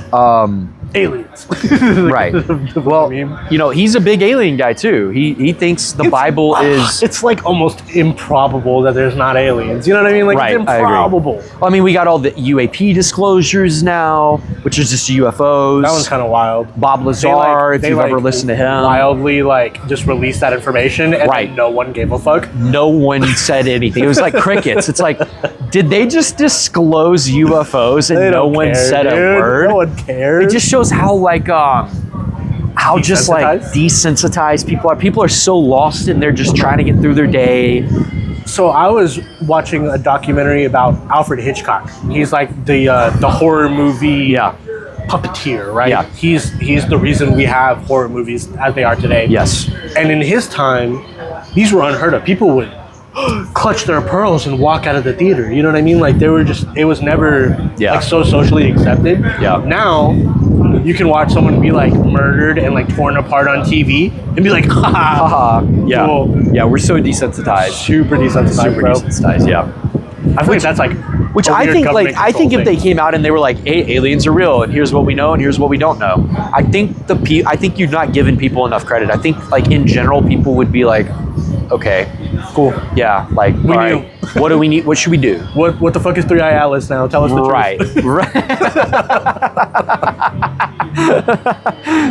So that was a rabbit hole I dove deep into, dude. 3-Eye Atlas, that shit is cool as fuck. Yeah, that's cool. I went down that rabbit hole. What do you think? What do you think? You think that's a spaceship? What do you think about 3-Eye Atlas? If it is, it's decommissioned. I don't think there's anything on it. You think it's maybe like a probe or an exploration? So I was talking to somebody about this, and they were like, "Well, if aliens are real, why haven't they come here?" I'm like, "Well, maybe they have. We don't know, Or maybe they have." And secondly, we are. If you think about what the Earth is in retrospect to like the entire galaxy, we are one blip on like this ever expanding thing that we don't even know how far it goes because we don't have the technology to reach it, right? Right.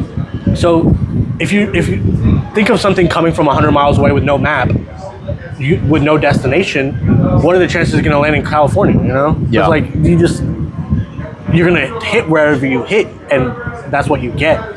Like we have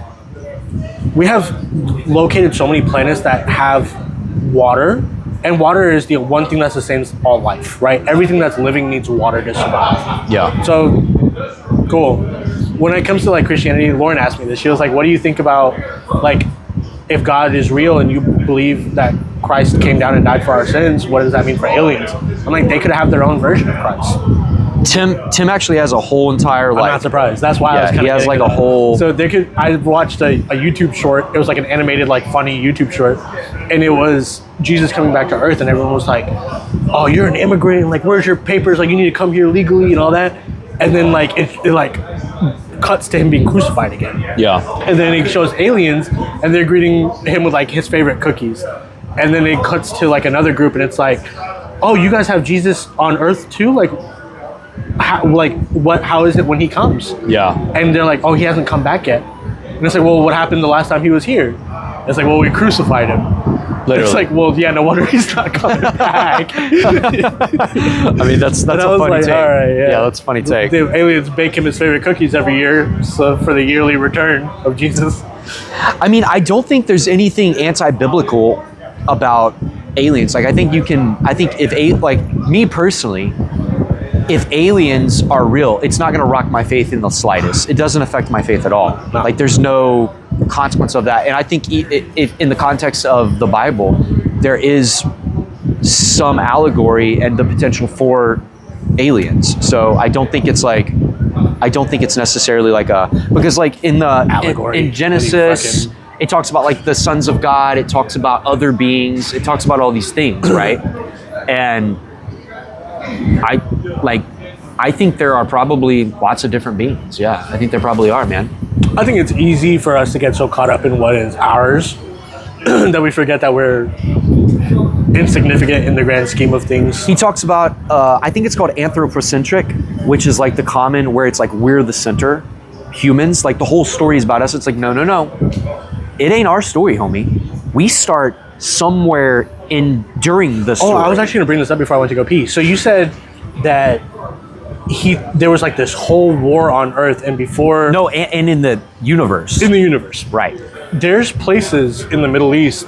I think it was in Pakistan. I'm not sure, where there was no nuclear testing done, but they found glass. Yeah, nuclear glass. underneath the sand. Right. And so they were like, "Oh well, a really, really, really, really big bomb had to have gone off here, Right. for this to like have happened, because Right. obviously hot sand makes glass." Bomb, meteor, something highly really hot, but volatile. there's no like indication of a meteor hitting in that area. There's no there's all the governments were like, "No, we don't test bombs there. This is where we test bombs." It's all like sanctioned. Right. You know, you have to do it in a certain spot. So that was like one of those things that really like reached out to my like, oh, like there's a good chance. Going back to like the plot of Assassin's Creed, Yeah. where there was advanced beings here or wherever, and they fucked themselves up because they couldn't get along. They were Right. nuclear the same way we are. Right, exactly. And it's like, ooh, There's such an interesting like his take on like the beginning of the Adamic story, where like the apple, like it's not about the apple. We didn't like eat an apple and get kicked out of Eden. What happened was we joined the rebellion. That's why it was so awful what we did. And we were convinced by the devil, by the dragon, right? That's Satan isn't actually Lucifer. These are all terms that, like, in the Bible, the devil never actually is given an actual name. It's like Voldemort. It's like he whose name you cannot say, right? I didn't know about that. Right. He's referenced as the dragon several times, I think, in multiple books as well. I've seen theories where it said like, God was trying to keep knowledge from us, and that's what the apple was the knowledge of the world. And so the devil was trying to give us the knowledge. Well, I think that's the argument, and that's like the Satanists, right? Like God was withholding knowledge from us, and the devil came and said, "Hey, if God loves you so much, why would he hide these things from you, right?" That's a crazy rabbit hole, too. And so the devil, Lucifer, convinced us, like, "Hey, we're gonna give you all this knowledge, and God's actually not on your side. Join our side, the rebellion, right?"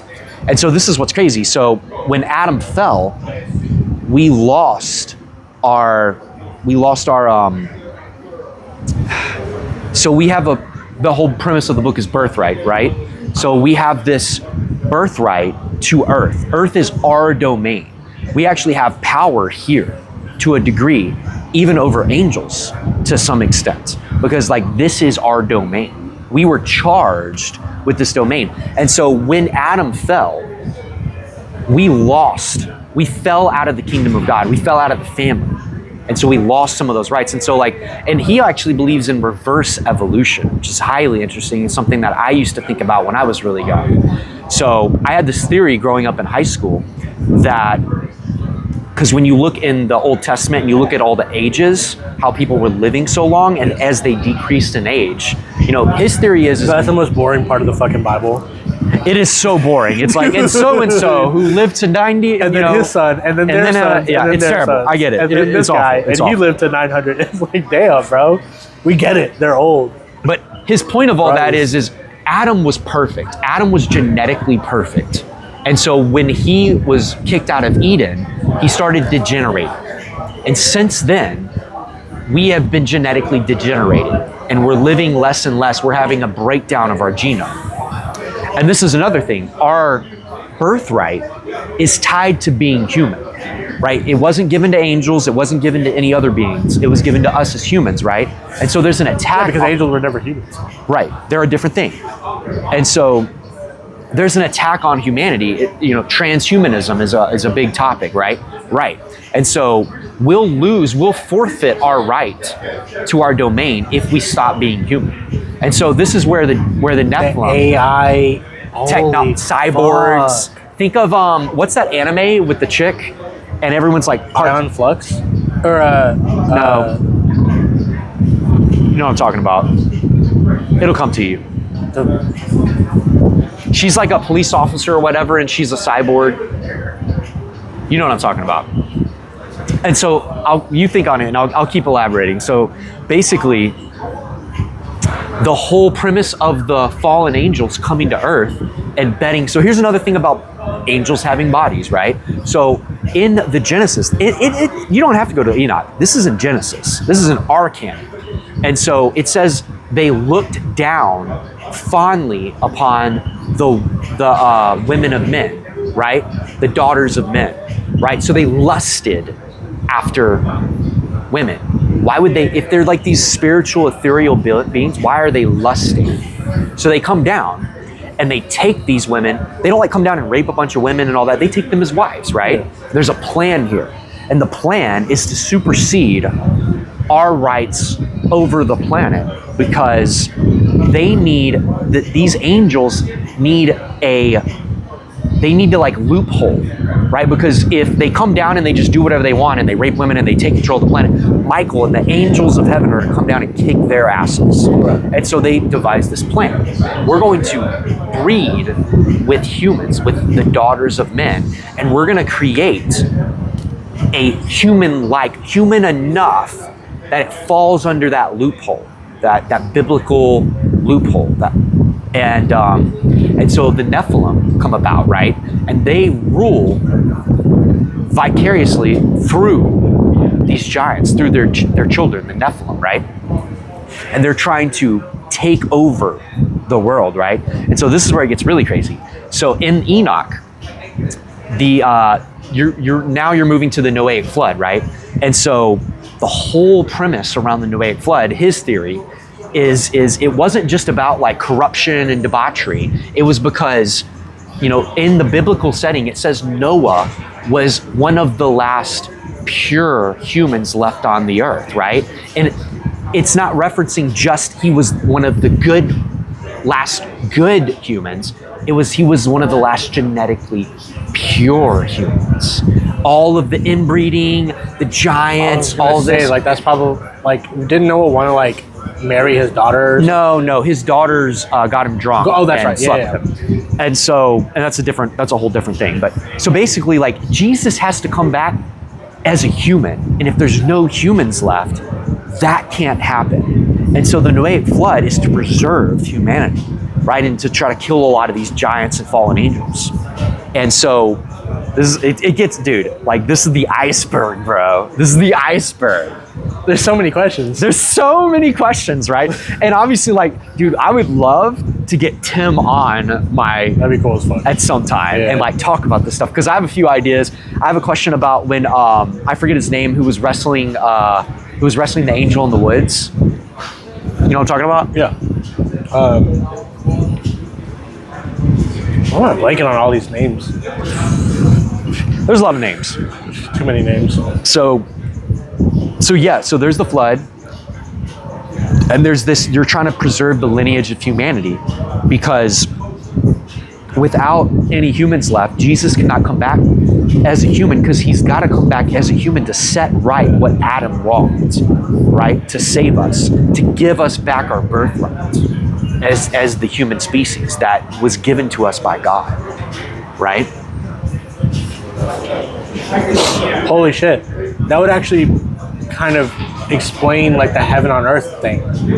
Like, we don't go to heaven as like a physical place. Like, this becomes our paradise. Right, he'll reign here for thousands of years and all of that, make a new earth, heaven on earth.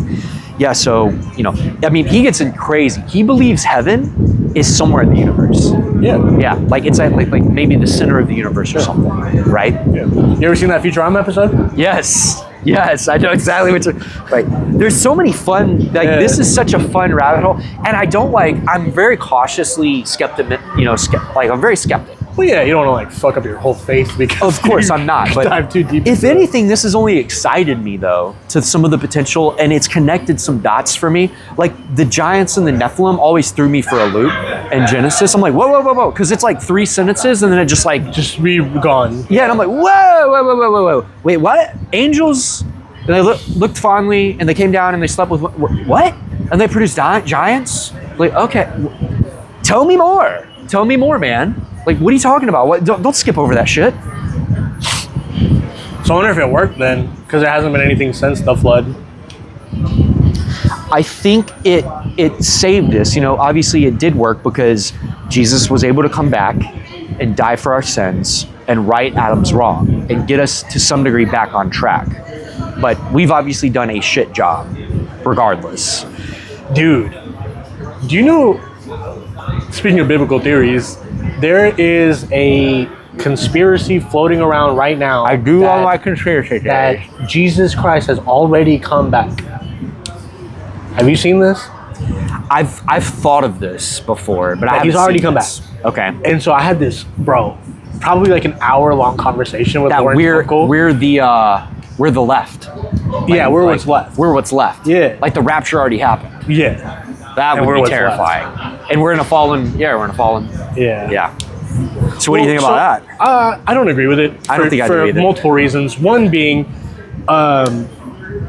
when the rapture happens, we're supposed to be at a physical war, in my opinion. Actually, did you know that like the rapture isn't fully mentioned in the Bible? I don't know. They speak on rapture-like terms, but rapture isn't in the Bible. Really? Yeah. Where did that come from? Some science fiction dude, I think. Really? Yeah. I was just. It's not in Revelations? No. Really? Yeah. That's kind of crazy.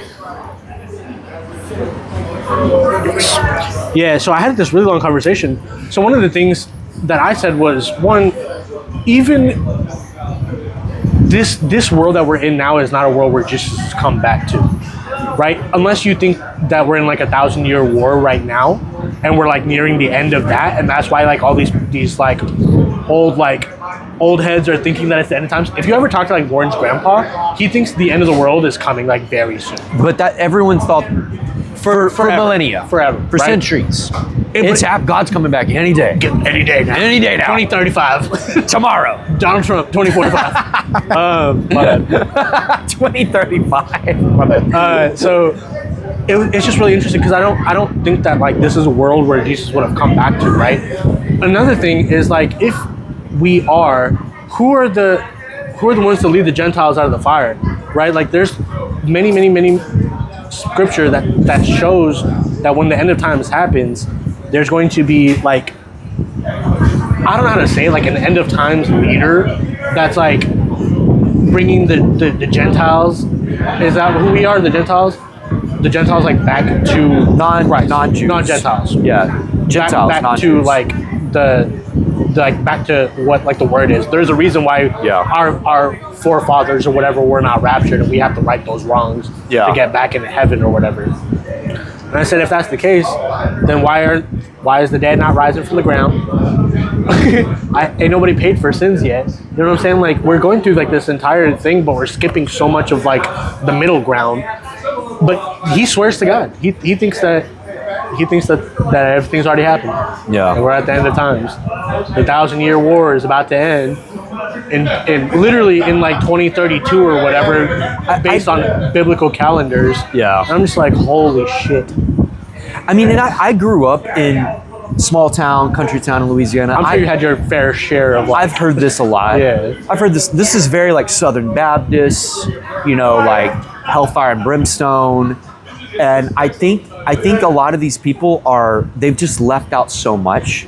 And I think you can read the Bible with a modern sensibility, and you can make sense of so many other things. I think you have to. I think you have to. Like, Right. I don't know, why would you read it with an archaic, you know... Right. The Bible mentions nothing about cars or guns or... Well, and Jesus, like, electricity. Jesus could have told us all that. He could have told us about nuclear power. He didn't mention any of that, right? Because, like, I think the point of the Bible was to give you the important stuff, which is like, this is what is most important. How to live your life. I want you to be a part of my kingdom. Yeah.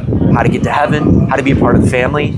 You know, it's like the important stuff. It's like the mafia, bro. You gotta go through the rites of passage to be able to be accepted into this. Well, I just think it was like, it wasn't worthwhile mentioning those things, but it doesn't mean those things aren't real or don't exist, right? Like, we know combustion engines are a thing. Jesus didn't talk about combustion engines, right?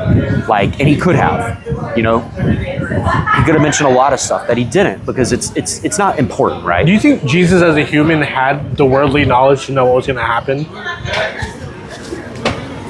Because I think when it comes down to like knowing that he was betrayed at the Last Supper, He knew though.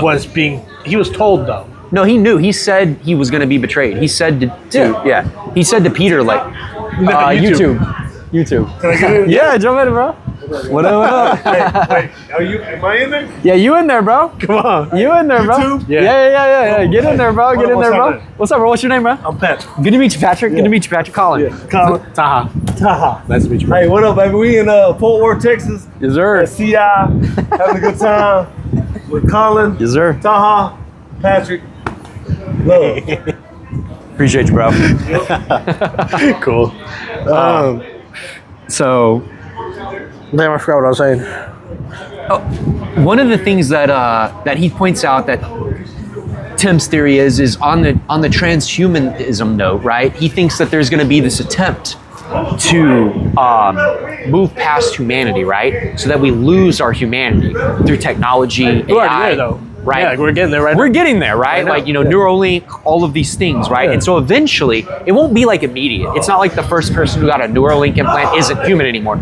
But at some point, there will be this stepping off point where it's like, now you're not human anymore.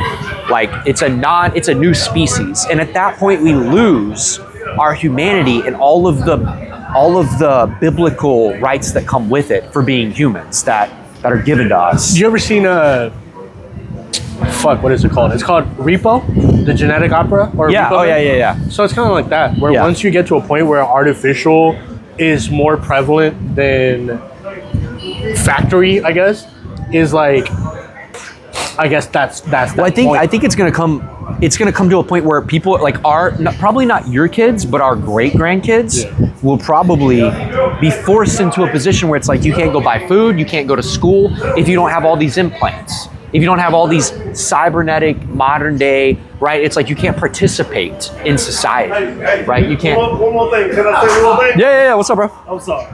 No, you Get good? in here. Yeah, jump in here, bro. Look, Boomer Sooner. Are y'all still live? We're live, bro. Okay, hey, Boomer Sooner. We play in Pittsburgh Steelers, baby. Hey, we play Friday against Alabama. They gonna root for Boomer Sooner, right? We already lost. Okay, shit. Okay, look. My sister live in Ohio, Columbus, so. Okay, cool. All right. Yeah. But anyway, Boomer Sooner. Hey, Appreciate y'all. Let's go, bro. Yep. Y'all be careful. You All right, too, Patrick. That's funny. Yeah, and so this is like a transhuman attempt to supersede and remove us from our birthright. And he thinks like the Antichrist and all these things are gonna. He actually believes that there's gonna be like when we get the full disclosure about aliens, right? Like there's gonna be aliens and angels and all this crap, and they're going to pretend to be like on our team and help us and save us from something like maybe a meteor impact or war or whatever, right? And but they're going to try to like basically take our humanity away from us. That's his theory anyway. I don't know how much I obviously subscribe to all of it, but it's very fun, it's very fantastical. And he does, again, make some good points, like the Sodom and Gomorrah stuff and the bodily angels and, you know, the genetic, like our humanity is tied to our genetic. And if we stray from that and we lose our humanity, we lose the rights given to us, the protection given to us by the armies of God. I wonder if there's something like in our cells or in our DNA that can show that, like scientifically. Like I wonder if there's like a visual representation of that. Probably is, man. I don't know. Probably we haven't seen. I know there's this like in the genetic in the DNA code. There's this like genetic strand or protein that looks like a cross or something, and I forget its specific function, but it was like pretty significant. It was something really interesting that I remember coming across one day a while ago. That that's almost like a stamp, you know, like a signature. Interesting, right? That God has on us, you know. Oh, I think I know what you're talking about. Yeah, you know what I'm talking about. Yeah. I was just reading about that actually. I find it fantastical that there's this idea that there's a big family. There's a big family, and there's other beings that are not a part of that family. Yeah. There's the sons of God. We are a son of God, right? Angels, the elder race, they're sons of God, right? Like and they're like our older brothers, right? And there's probably other beings, right? And then there's other beings that exist outside. They're like helpers that are described in the Bible.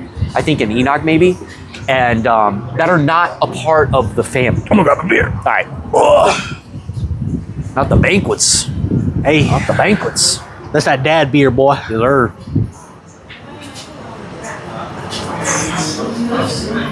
So yeah, that was fun, man. Patrick had to jump in here. He was cool. Just kind of diving in, having fun. Kind of conspiracy theories, crazy biblical theories.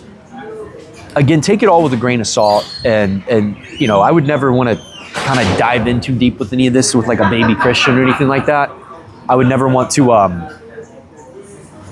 jeopardize someone's faith, and all this stuff. Honestly, in the grand scheme of things, it doesn't matter. It's more like fun. What's more important is knowing who Jesus is, understanding, you know, who God is, and understanding your faith. I think that's what the main point is, and none of this other stuff matters, but it is very fun. It's fun to, man, that wind, I see it blowing the camera. Sorry, y'all. But it's just fun, right? Just fun to theorize and pontificate and try to, just one more beer. You know, walk through all of this and have fun doing it. You know what I'm saying? So that's why I like Taha, because we can get in deep on all this stuff, the conspiracy theories and, you know, 3i Atlas and all of that, because there's definitely a lot out there and a lot going on with the new modern day technology and cell phones being everywhere. It's getting harder and harder to hide stuff, and stuff is leaking out.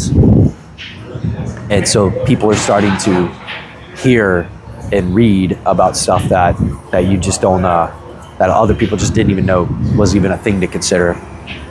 But it's fun stuff, right? Did you try some chocolate? No, not yet. I'm not a big chocolate guy. No? Man, these are good. You like pistachio? Yeah. There's pistachio. I haven't had the Dubai chocolate yet. That's what that is, right? Yeah. Dubai chocolate? Yeah, try one. I will. Yeah, this is pretty fire. I ain't driving tonight. Those good with so I'm having a good time. I might have to go get another stick. I almost bought a couple to take home with me, and I thought about it, and I'm like, I don't want those problems at home. Yeah.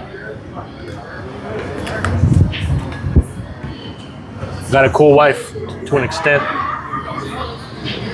God forbid I come home smelling like cigars, though. There's worse problems to have. I think I'm gonna go to the World Cup game. When? It's gonna be in Dallas this year, next year. Nice. The World Cup, yeah. So I think I have Argentina tickets selected right now because I want to see Messi play. Oh, that'd be cool. That'd be hard. Messi would be cool, bro. But a World Cup game, that's once in a lifetime, baby. Yeah. You don't get to do that. About to drop $300 on some fucking soccer tickets. You and Lauren? Just me, Just you? by myself. Really? Lauren doesn't like soccer. She was like, I don't want you to go by yourself, and I'm like, I'd rather go by myself than spend $300 on a ticket that you're not going to enjoy. I might hit up some of my Jamaican friends, see if they want to go. Yeah. Get a group together. I bet Laura would be down. They're big soccer fans. If only Jamaica was in the World Cup this year. Dude, China posted their pictures versus Japan, and it was Black Myth Wukong, the monkey god, versus Son Goku That's in hard. Super Saiyan. That's and hard. that's like their soccer poster. That's pretty hard. I was like, fuck yeah, bro. That's like centuries of beef. Centuries. Centuries of beef, bro. I can imagine. I guess I can. Well, I'm from Pakistan, where we were a whole other country 100 years ago. Yeah. So I guess I can understand the beef. Not centuries. You know who else I want to have a podcast with? Who? Philip. Ugh. Oh, that'd be crazy though, bro. Being it's so deep. I mean, I just don't want to get. I don't want to get too deep racial? into arguing about like race and all of that too much. Damn, he's gonna call you a colonizer and fucking talk about the sun god or whatever. Probably talk like That's my homie. Foundation I Black don't wanna Americans. talk I mean, we get in deep. I mean, he's not wrong on some of it, but I mean, it's fun. He's an intelligent guy, but yeah, I mean, the problem is sometimes it gets very intense, and so, you know that. I love Philip, but he's one of those people where I feel like I have to like take in doses, or I'm gonna get mad. Just like say some stupid shit.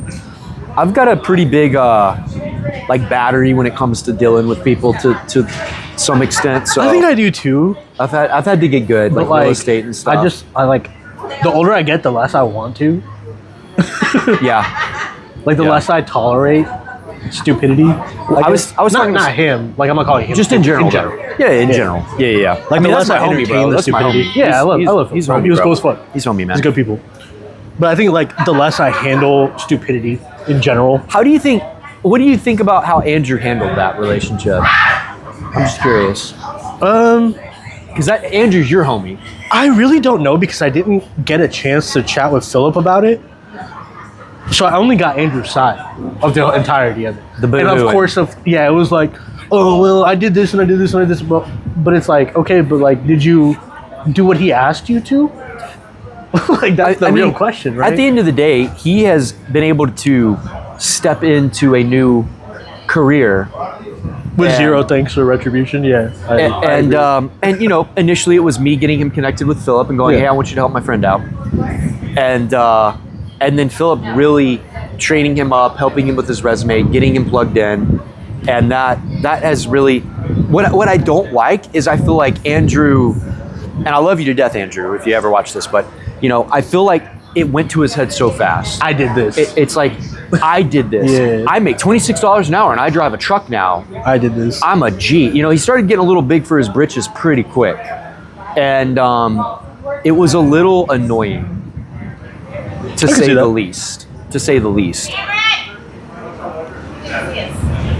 Yeah, I can see that. No, I agree. I think if you get somewhere because of somebody, you gotta pay your dues, bro. Pay You your gotta be respects. appreciative, man. Yeah, pay the respect. Like that man just stopped answering his phone calls, and you know, at the end of the day, Philip cares about him, wants him to succeed. He's hard on him, but I mean, Philip's from a different generation, bro. Not just that, but you're hard on the people that you love. You're hard on the people that you know, but that's why Andrew doesn't care for me that much, because I'm hard on him, man. You know, it's like I don't put up with a lot of bullshit, and I'll just call him out. You know, it's like recently, it's like, damn, dude, you got fat. You know, it's like, You got, bro. I hurt his fucking feelings. I had to have. you did the same thing. I did. I was like, damn, Andrew, like the relationship weight coming in. He's like, well, you're fat too, and I'm like, all right, nigga, damn. First of all, Yeah. I might be a little bit chunky, but I ain't fat. And second of all, Andrew, he got fat quick. you're like about to hit 300, brother. Like, dude, I haven't even broke 2 yet. Come on. Yeah, I don't know, man. I think it's easy for him to get defensive because that's like a coping mechanism or whatever. A coping mechanism, Yeah, eating. No, just being defensive in general. Oh, I think that's how he like. I think that's I think that's a really bad personality trait. But you though, you know, yeah, I might be this way, but you are too. And it's like, nah. yeah. That's why like this whole like, I don't know, man. Like,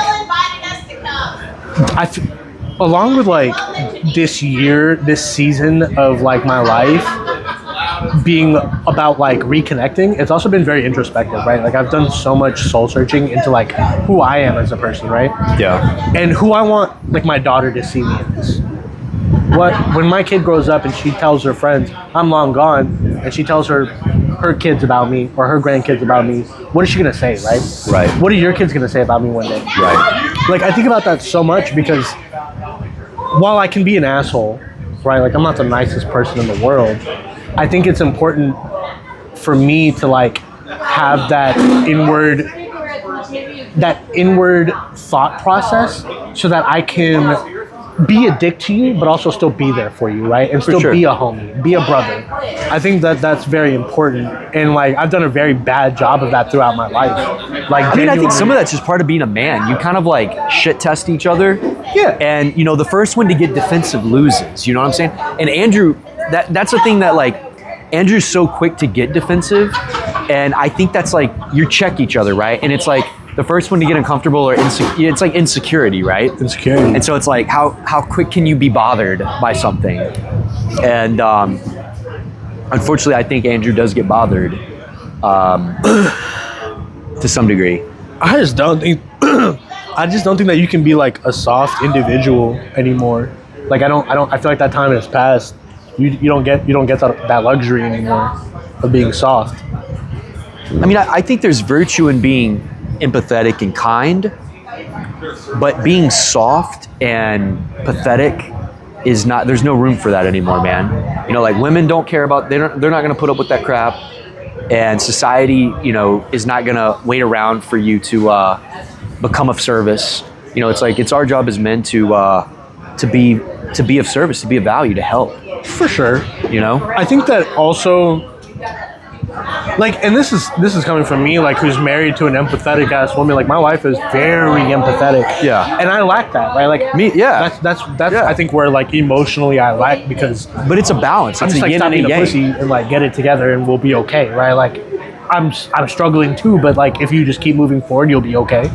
And my wife is the complete opposite. She thinks that, like, if you can, like, step into their shoes, you'll help them be better or whatever it is. And that's good because I think like you're. I think that balances. It balances, exactly. She can kind of bring you back from the fold and go, "Hey, you're being an asshole." Like, and I say, "Hey, you're not being an asshole enough." Yeah. Stop letting this person walk over you. You find that middle ground. I am very proud of Lauren, though. She's definitely come out of her like pleasing everybody shell, and is starting to like put her foot down and like stand up for herself, like to her mom and to her friends. And I'm like, that's good. That's where you need to be at. Like, set those healthy boundaries, right? Like, I think you can be that, and you can still be a naturally empathetic woman, 100%. Though, right? You know, it's like I like it's an empathetic, kind, soft-hearted woman is very attractive. You know, I don't want to deal with like a super crass, whatever, right? Jaded ass woman, right? Yeah. Jaded. You know, it's like that's not that attractive. You know, it's like I want a girl who cries over butterflies. You know what I'm saying? Like there's nothing wrong with that. I think but I do think women have been told by society and in our culture that like that's weak. Like these feminine traits are weak. You should be, and they didn't say it, but it's like you should be more like a man, right? Like career, independent, don't need no man. And it's like the opposite for men. They're being told that you need to act. Yeah, be more feminine, right? Go figure. And people, I mean, women are more displeased with men than ever before, and men are more unsatisfied than ever before. Do you mind if I take that one? No, you're good. Thank you. Call it the, what's it called? The male loneliness epidemic or some shit. Something like that. Something like that. Oh man, I cannot imagine being single in today's climate, bro. Fuck that. Fuck that. It's not all bad. I mean, you avoid a lot of, there's a lot less, like I have a lot more time to deal with stuff and build stuff and take risks. Obviously it's a trade-off. You know, I don't have that woman to, I guess, during the times when you are lonely, but it's not all bad, man. I think it's given me a lot of opportunity for growth, to work on me. You know, it's like I've rapidly changed a lot in the last like 10 years. And I think you find a woman and you slow your growth, you stop. And so what would scare me is whoever I'm gonna end up becoming, it's like, what if we don't mesh well by that point, right? So it's like, I wanna try to step into as much of who I am as quickly as possible, so that when that woman shows up, I can go like, I'm pretty much who I am, right? Like, you know, I'm not gonna like shock you in 5 years from now and be some totally different person. But I think a lot of young people do that. You're like, they get married and it's like 10 years later, they're like totally different people and they no longer fit. And so it's not all bad. It's not all bad. But I think it's good to be able to be happy with yourself. You know, that's a right? Yeah. That's not easy to do. No. I know a lot of people, man. Did I tell you about that girl I ran into? Man, this was a terrible story. I felt so bad for this girl. Ran into this girl and got her number and we started talking. And she just like saying all the right things. And then went on like a date or two and like started seeing like red flags and really telltale signs. And it was like, she was like begging me to come over at one point and offering to sleep with me just because she didn't want to be alone. Yeah, and I felt so bad. I was like, oh no, man.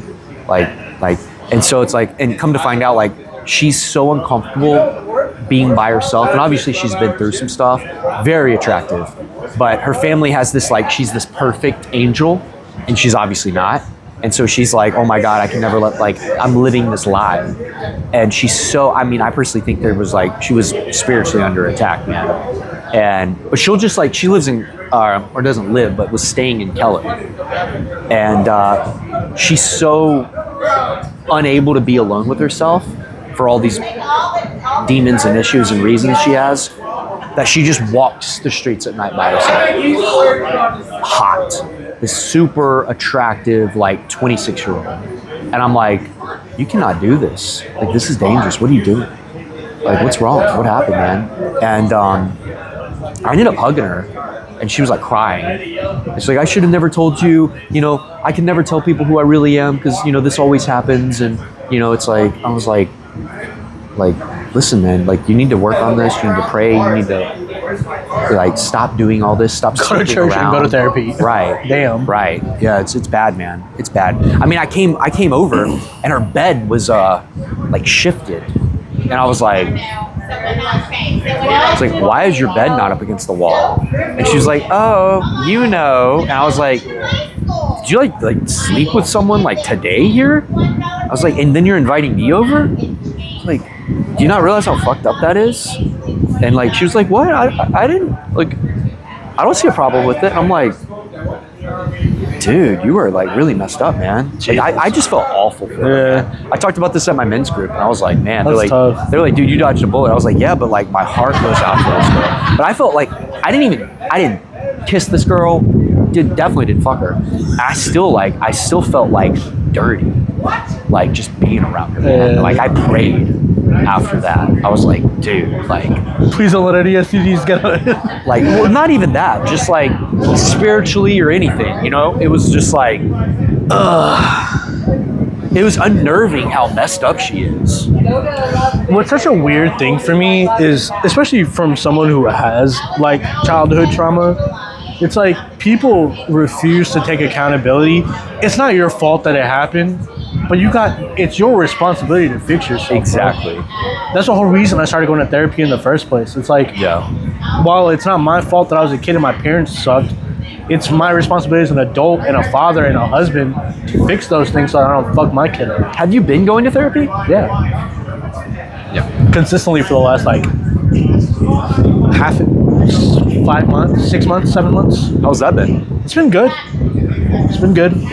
I mean, I got an opportunity to like look inward at a lot of different aspects of my life, why I feel the way I do, some of the anger that I feel, like why I get so, I hate the word triggered, but it's like, that's like the right word, right? But like, that's the right word to use. It's like why I'm getting triggered in everyday life to like make me upset, right? Because I don't get sad, I get mad. That's like the difference, right, between most. But it all stems from my dad. Yeah. All of it, like damn near 99% of it stems from my dad. But it's not. You think your mom too? Yeah. I mean, that was pretty fucking traumatic. I think she was like a small percentage of it because she wasn't really around throughout the hard parts. And I think that's like the issue that Losing her though, man. Losing her. Yeah. Losing her and then not being around too, like feeling like abandoned. Yeah. Is like a big thing. So like I had like trust issues with Lauren that me and her had to work through. It's a lot, and you don't really realize how that seeps into your everyday life until you sit down and like unapologetically talk about it. But like that's why it's so important for me to like just be who I am, right? Because my parents did such a bad job of validating me as a person. Yeah. Right? Like they always try to make me someone I wasn't. They always try to change and parents who I should was. prop you up. They should support you. Right. They should encourage you. So my parents always wanted me my dad especially wanted me to be something I wasn't. What do you want you to be? A scholar, a doctor, a lawyer, like all of these things. Brown people shit, bro. Yeah, I wanted to play sports. I wanted to skateboard. Like I wanted to play video games. If my dad would have just let me do the things that I was good at and I was passionate at, to an extent, obviously, right? Then maybe I wouldn't have had such an issue. Or push back so hard. Right. Yeah. Because the more he pushed me away from who I was as a person, The harder the you more I pushed. pushed back at him. So the rebellion became more and more and more and more until it was, oh shit, now I'm a fucking drug addict. Like, what do I do now? Right. You know? So, I don't know. That's why, like, Amaya's 3, but, like, I'm so invested in her dancing because she shows interest in that outside of dance. Like, if we're at home and I'm cleaning and I play a song, she'll be like, dance. Dad, watch me. Watch me dance. Watch me dance. Watch my moves. Yeah, I'm like, okay. yeah. And I'll sit there and watch her fucking dance. Yeah. Like, That's cool, man. Yeah. So, like, I'm going to... Until she's like, hey, I don't want to dance anymore. Okay, great. Like, that's what you're going to do. Yeah. That's cool, man. How, so with therapy, like, what else have you gotten out of it? Have you had any, like, aha moments or realizations or anything big that you can speak on? So, Because I'm cautiously skeptical and optimistic about therapy. I think therapy can be very beneficial. I think it also can be a total waste of time and make people worse. yeah, I think it depends. I think it depends on where you are in your life, right? I think if you're and needing, on the therapist, obviously. Yeah, I think if you're needing validation, therapy is not the place to go. Yeah. Like, don't let some stranger validate you. Find that from yourself. Validate yourself, right? If you're looking for like... How do you validate yourself? So what I do, and this is not for everyone, 100% this is not for everyone, but every single morning, I'll look at myself in the mirror, and even if I'm not happy with the person that I'm looking back at, I will tell myself that I'm worthy of the love that I'm given every day. Yeah. I'm worthy of the love of Christ, and that I deserve the things that I have. You like just say that, you affirm it out loud? Yeah. Positive affirmations. Yeah, positive 100%. affirmations. I And tell does that myself, help? Yeah. Yeah. Okay. Because I have really bad dreams. So if I wake up in like an anxious state because of my dreams, I have the worst vivid dreams ever. Really? Yeah, like all the time, every single night, no matter what. Really? No matter what. Yeah. And Pretty it's much always bad. 9 out of 10. Yeah. It's bad. Really? So if I wake up and I'm already in an elevated state, that's how I calm myself down. I'll take steps like taking a cold shower helps. Yeah. Because it'll like make you focus on breathing and like regulate your insides. Yeah. So I'll do that. and then I'll like do my affirmations. Why do you think you have such consistently bad dreams? I think I've seen a lot of stupid shit in my life. I think that I overthink a lot of things. I think that the things that I'm thinking about while I'm falling asleep play a part of that. And a lot of times when I'm falling asleep, I'm thinking about the things where I could be better, right? The things that are bothering me in my life are easy to think about in those times where I'm falling asleep.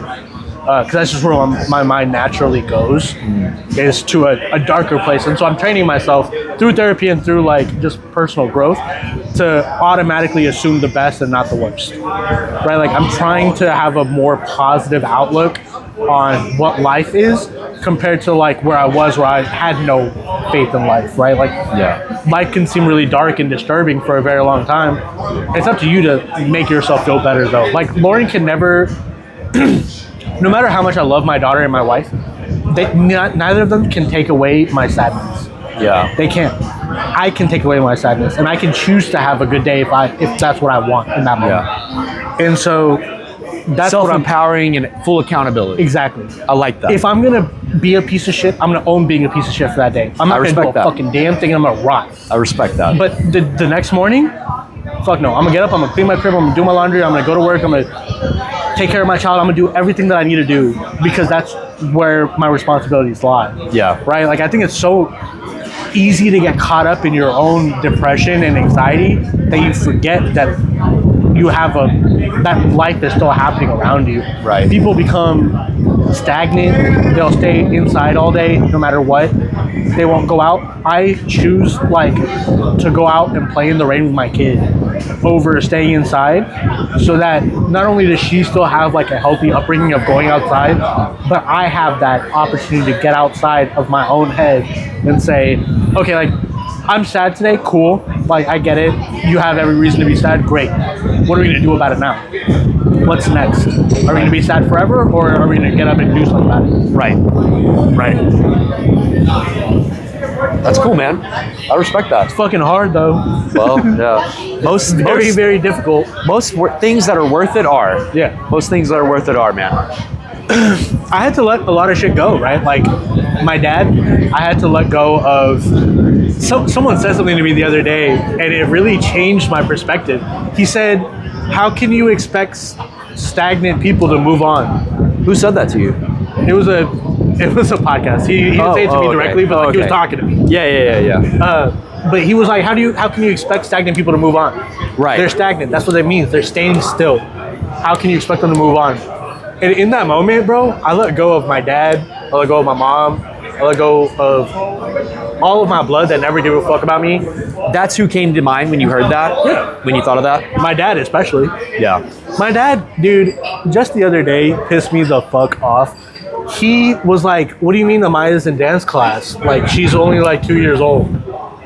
I'm like, she's about to be 4. You're her grandpa. You're my dad. You should know that. You should know her name. You should know how to spell her name. Yeah. One of the things my therapist had me do was write a letter to my dad. And that shit, like, made my therapist cry, made Lauren cry because she read it. Like, did you like burn it after, or? I still have it. You I still haven't have destroyed it yet. Yeah. I was told to, but I haven't yet. You haven't yet. And I don't know if I want to like mail it to him or what, but I kind of want him to read it. My therapist was like, don't do that. And I'm like, do you think your dad knows deep down, like he knows? I don't think he does. You don't think he does? No, because till today, he'll ask questions. Like, why don't you answer my phone calls when I call you? Why don't any of your sisters talk to me? Why do you think? Why do you think? Right? Yeah. Why do you think that is? Yeah. Let's practice being introspective here. It's almost like if 5 kids hate your fucking guts, maybe you're the problem, right? Like maybe you did something wrong. Right. But like, who knows? What am I? Yeah. Who knows? Yeah. If 30 girls have dumped you, it might not be the girls. Basically, bro. And so I had a long conversation with him the other day, basically being like, look, like, you've consistently not wished me a happy birthday. You've consistently forgotten Amaya's birthday. You don't even know how old she is. You don't know how to spell her name. You don't even know how to pronounce her name. That sucks, man. So like, how am I how can I feel bad about you being alone and miserable? Right. Like, I just don't. It's hard for me to. I don't. And will I regret that in the future? Maybe, right? But I think that I've given enough effort to someone who's not giving any effort. Do you think there's anything else you need to do on this? No? Do you feel like you're fully resolved? Yeah. Because you still seem a little. I've forgiven him for Upset everything. by it. I'm upset that he can't acknowledge that he fucked up. That's where it bothers me, right? Like, That's understandable. when you're asking me why my sister doesn't talk to you, Yeah. like, where have you been her life? Yeah. Nowhere, bro. Like, for the last 15 years, you've been MIA. Yeah. So, like, would you Is he talk- still with that lady? Yeah. Yeah, they're married. So I'm like, you spent all this time traveling to Canada with your new family. When have you come to see my daughter? Those are the things that, like, till today will upset me. And no matter what will always upset me. Christ. I didn't realize the White White people. Brotherhood was convening right next to us. White people, bro. What are you gonna do about it? Can't live with them. Can't conquer without them. Breed them out slowly, bit by bit. Hey, that's what I'm doing, baby. That is what you're doing. R.I.P. your forefathers. Good God, bro. I'm the resistance, bro. What, are you gonna marry a white woman? I don't know. My track record is brown with a nice booty, so for the most part, I've been known to. White with a nice booty. Yeah, white with a nice booty. I've been known to stray occasionally. Man.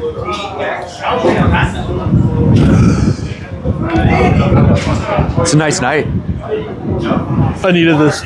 Nice wind, nice fire. I hope the wind's not messing up the audio too much. I mean, if it's not the wind, it's all the people right next to us.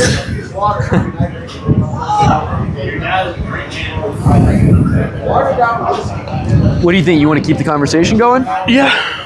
Because I'll go get another stick. Yeah. I'm gonna go pee. All right. And then I'm gonna pause the video and then I'll edit it all together. All right, we're gonna pause real quick and then we'll start it back up, y'all. Colin likes black wieners in his butthole. Edit that out, pussy. Let's see if I can get another one going. Don't force it. Fucking psychopath. You're welcome. All right, we're back. Sorry, y'all. So how you been feeling about, like, you know, I know the job hunt's been kind of shitty. How's that going? I'm curious how you feel, like, as just not like a regular old person. How's the market? What are you feeling about things? I think it's hard out here. If I'm struggling, which I have a pretty generic job, so if I'm struggling, I can imagine other people are struggling too. So it feels less lonely. Like we're all suffering together. Yeah. You know? As long as I don't, die of dysentery on the Oregon Trail, I think I'll be okay. Yeah. The likelihood of that happening is Slim to none. slim to none. Exactly. Yeah. Yeah, I think I'm gonna be all right, bro. I don't get feelings like I do very often, but, like, you ever have that feeling, like, it's kind of like that? Like, you just feel it, like, kind of coming up, Yeah. and then eventually gonna get to that, like, peak point. That's like kind of where I'm something's at. gonna break. Yeah. Yeah. That's kind of where I'm at right now. Yeah, I know exactly what Yeah. that's like. Yeah, I know exactly what that's that's that feeling, and I don't know if that's, like, God telling me to be calm or what it is, but, like, the situation I was in a few years ago where I lost my home after losing my job, that's not on the table anymore. You know what I mean? Like, that's just never gonna fucking happen again. When did you lose your home? 2020, the beginning of, no. Middle of 24. Remember I lost my job? That was at that nice place. Yeah. Yeah. Where Diana was working. Uh-huh. Yeah, I remember that. Yeah. I don't have that same, like, existential dread. How shitty that was I did. that? It was horrible. I had a 1-year-old daughter, bro. Yeah. Like, Scary? yeah, bro. If it wasn't for Diana, we would have been homeless. I'm sure we wouldn't have been. We would have figured it out. Yeah. But, like, she opened up her home for us. You know what I mean? Yeah. So that was pretty cool. Yeah. I don't know. It was definitely an experience because it taught me, like, how to, like, what to do with saved money. It's like just in case type shit. Yeah. So I don't know. I feel confident though. The market is shit. I've had a lot of interviews and no fucking bites. So we'll see. What are you applying for? What are you trying to do? Restaurants. Restaurants? Yeah. That's where I was making the most money. I was damn near at 6 figures with the last one. Yeah. 75 with a 20K bonus structure. That's 95. I can probably get that, if not something a little bit more. And you liked it, right? I'm good at it. You're good at it. Yeah. I can't say I necessarily liked it, but I mean, I think you could be good at a lot of things. yeah. There was something fulfilling about like running a business. You know what I mean? Yeah. Yeah, I get that. I completely get that. The level of like stress just quadruples when it's your business.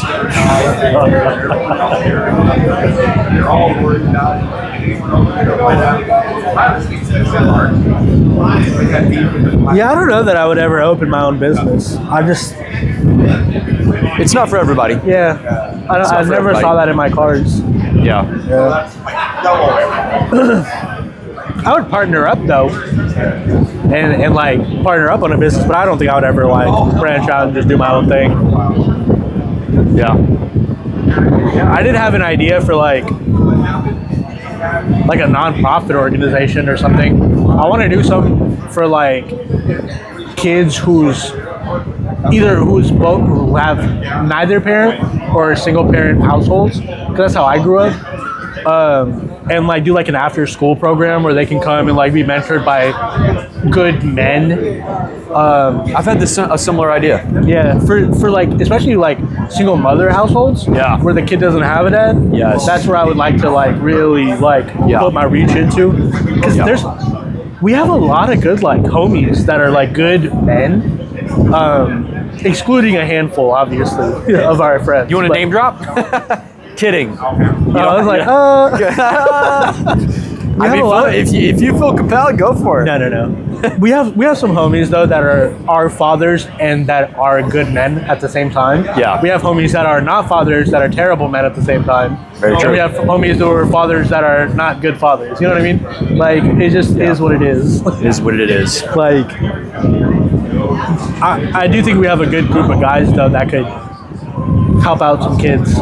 That's kind of where like my heart is right Yeah. now. I think if I was ever gonna open anything, that's what it would be. Yeah. I'm on board with that, man. If anything ever comes to that, I'd be happy to jump in and Hell yeah. see what we can do. That would be awesome, man. I've definitely got a heart for that as well. Coming from a divorced family, and you know, I was really blessed to have men in my life step up, uncles, stepdad, you know, bosses who were father figures to me, taught me business and Yeah. you know how to be a man and all of that. See, I didn't, bro. I had to You use. didn't, yeah. I taught myself how to shave with YouTube. Any of the money knowledge that I have now is all from books and podcasts and YouTube. Like, damn near everything that I know about being a man came from like YouTube and or like seeing like you, for example, right? Like Yeah. seeing how like my friends interact. Yeah. And it's like, oh, okay, like that's what it's like to be a man, right? Like, okay, cool. I think I can do that, right? Yeah. So I don't know. I want to be that for other people. I want to be like, I want to be a beacon of light and in a dark world, right? Yes. Like this world has enough evil and darkness in it. Yeah. And I think I want to be the opposite of that. Whatever the 100%. opposite looks like. 100%, man. Yeah.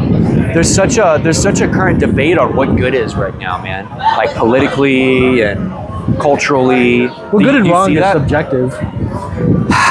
Do you not agree? I don't think so, man. I don't know that it is subjective. I think there is good and there is evil, and people can be confused about it. I think it's subjective because you're a product of your surrounding. Like, it really depends on what is surrounding you. That's going to dictate what kind of person you're going to turn out to be.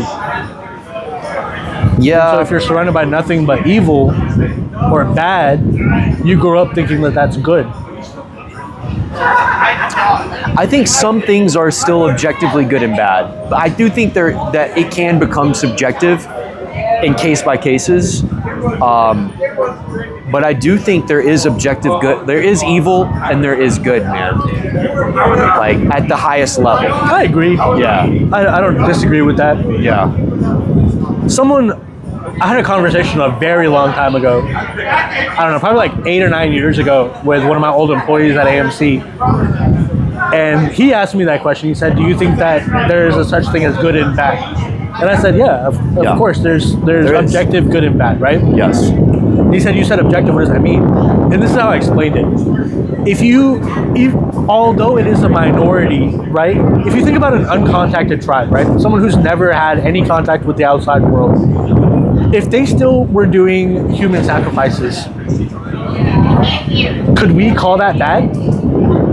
I personally would. Right, yes, we could call that bad. Could they? Well, they might not think it's bad, but I think Which is what makes it objective, well, right? Yeah, that would make it. Yeah, we are filming, so you might get in it. All right. Turn that thing on. It's not working for shit. What? Oh, the heater. Yeah. Yeah. Did you ask them to turn it on? Okay. Yeah, but I mean, I would say, regardless of being in a tribe or a culture that says something is okay and acceptable, that doesn't mean it is. It's still objectively bad. That would be my argument to that. So the tribe that believes in human sacrifice, regardless of why they believe it's okay, I would say it's still objectively immoral. Period. Sorry. I can see that.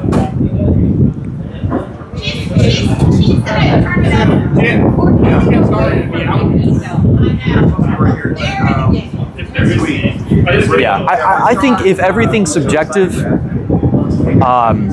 people lose their way, man.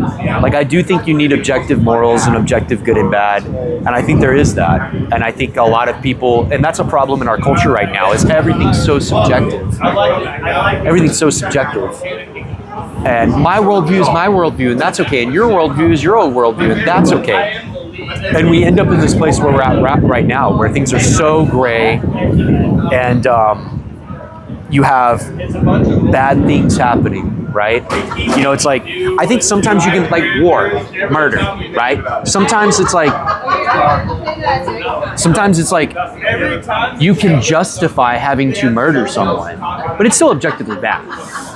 Still objectively bad, you know? Like war is an example, you know? Yeah. And then it's like your reason for war, right? Is it because politicians voted for it and they want money or they want the resources? I think war is probably one of, besides maybe like murder, that are like one of the only things that are bad no matter what.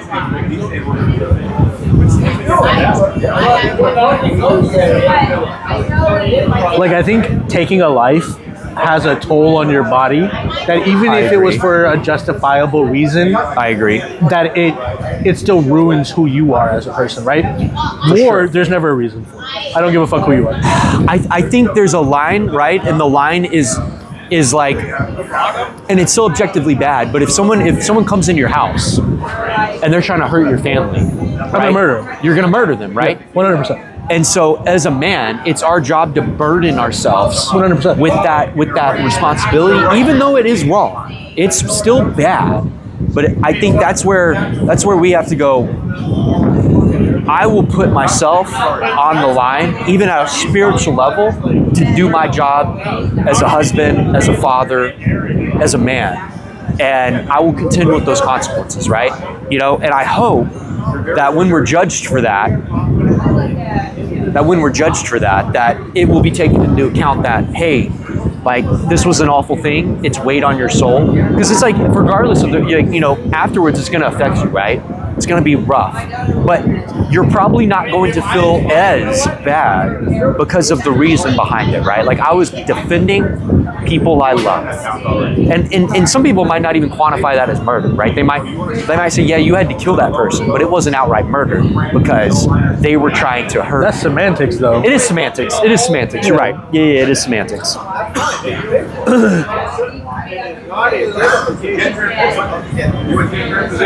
Do you think that people get or are too caught up in imagery. Imagery? Yeah, like what they're perceived as. Yeah, of course. Yeah, of course. I think most people are.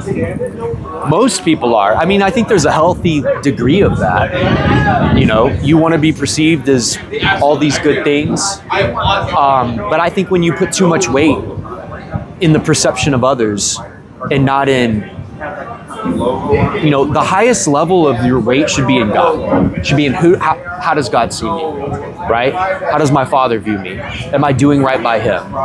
And then probably next is yourself, right? How do I view myself? Do I love myself? Do I respect myself? You know, and then after that, it's the ones you value the most, right? People you respect, your loved ones, you know, and then like pretty much everyone else, fuck them, right? Like, who cares what random people think? But that's the hardest thing to do, right? Sometimes it's the random people that people worry about the most. That's what I never understood. It's like, I understand it. why do you care so much about what a stranger thinks? I mean, I think we're wired like that. From tribalism, and the consequences of how we were perceived had dire consequences in the past. You know, in a tribe, when you did something unacceptable, they might murder you. They might kick you out, right? You turn into an untouchable. Right. You turn into an untouchable. And so I think we're wired because of the consequences of life that happened for a long time.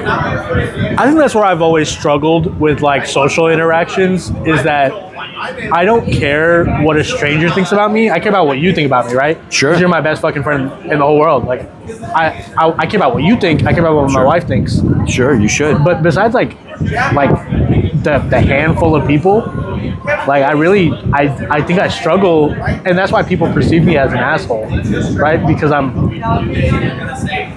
I mean, brutally honest. I don't know. you can have a healthy relationship, but like you still care to some degree. Maybe you have a healthy level of I just barely care. Yeah. But like let's say you get all dressed up to the nines and you go out and you know you got your wife on your arm and you're getting compliments and people are like, man, who are you? Da da da da da. Like you might feel good, right? You might be like, oh yeah, you know. And so you do care to some degree. Oh, interesting. But Never you thought do about care that. to some degree.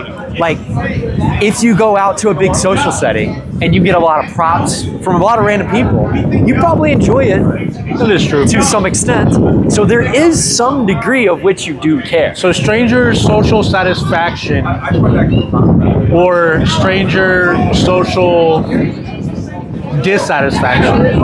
I think social One status leans is harder than I the think other. social status is something people do care about. Social status, and that's kind of what we're alluding to right now. Yeah. Yeah. So I mean, people do care, but I would say you probably have a healthier relationship with how much you care. I think some people care so much it's like paralyzing, or all their energy and effort and thought is put on trying to like impress others. You know, like they'll put themselves in debt. They'll make bad decisions. You know, to Just try to to get the like Gucci belt. to try to look good in front of someone who honestly doesn't really matter.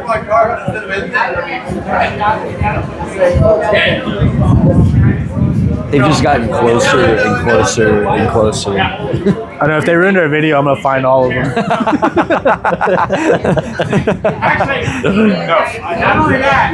That's funny.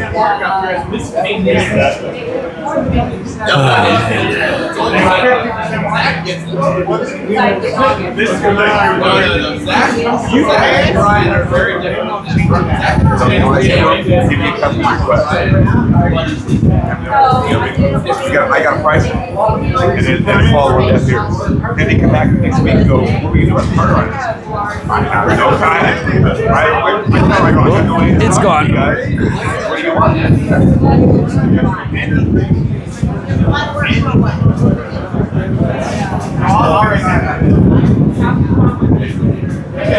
I was really happy he did that video last night with me, man. I think that was really good for him. Yeah. And it was a good learning experience for me. I got to work on listening more. Who would have guessed that? I know. The talker. Shut up. Yeah. I think it's gonna be good for him to be able to like have a respectable outlet. Yeah. One of the things he talked about was, you know, he feels like he doesn't have a voice. Like no one hears him. I can see that. I think that he's letting his perception of his parents dictate his perception of his friends, though. What is his parents' perception of him, you think?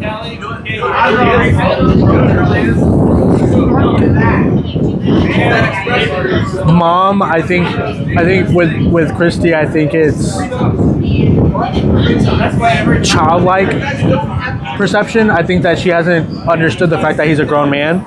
I think literally a grown man. And then I think dad, same, but on a level of. So one of the things that Jimmy actually told me, bro, was that he regrets. Ow, fuck. Yeah, fire hot. God damn. Glass hot with fire. Jesus Christ, that hurt. One of the things his dad told me was that he feels bad that he wasn't as much of like a father to Mason, and that's why Mason can't like catch and throw. And I'm like, yes. Yes. Yes. Right? But it's not too late, It's dude. not too late. Like it's, I mean, but you could still sit down and go like, hey son, I've dropped the ball on a few things. Like I want to start scheduling time to hang out. Let's like nail down some stuff on what I think is important to be a man. You know, I agree with I want that. to instill. I agree with that, but there has to be reciprocation for Mason on that same end, right? Like, And Mason's a little upset with him still. not a little. He Okay. thinks he's going to fucking hell. Like, Yeah. he thinks he's lost his. Yeah, we got in an argument about that. Yeah. Yeah, me and him. I had a conversation with Mason about it too. I was like, Mason. Did we talk about that? Yeah. Yeah, we talked about I had a conversation with him about it too, separately afterwards, because I wanted him to say it, but I wanted to talk about it, right? Like You wanted Mason to say it? Yeah. Say what? say that he thought his dad was gonna spend eternity in Oh, hell. he straight up told me that. Yeah. No, he told me that too. Yeah. And I was like, dude, you're not leaving much room for grace here, bro. Dude. Like, People forget that Jesus came back to challenge some of the laws, right? Some of the ways that we were living our life. Like, we get so caught up in biblical law that we forget about compassion and we forget about grace and the things that Jesus really taught us, right? Which is loving. Yeah. Just to love somebody. And well, you make the same mistake as the Pharisees, right? As Yeah. the rabbi, who they knew. You can say a lot of things about the Jewish rabbi from the New Testament, but you can't say they didn't know the word. They didn't know the law. They knew that shit front and backwards. random question, but did the Romans kill Jesus or did The Jews did. The Jews killed The Jesus. Hebrews did. They called for his execution because they thought he was a false Don't ever prophet. told you that, bro? Fuck. Dude, oh. Free Palestine. I don't think I got to tell you this. So at my men's group that we do every other week, Oh God. Steven invited his neighbor over who is Jewish, and we Oh, did not God. know. Yeah, and I brought up some of the stuff like Israel right now and Charlie Kirk, and me and this guy were, we were having a very cordial but firm discussion, and Mike jumped in too. And at one point, Mike was going in on him so hard, I just was like, but I mean, now this guy is a Messianic Jew. Okay. He's a Messianic Jew, which I have not dealt with too much. And so, but it all came about because, he started off going like, Jesus is nothing. Jesus doesn't mean anything.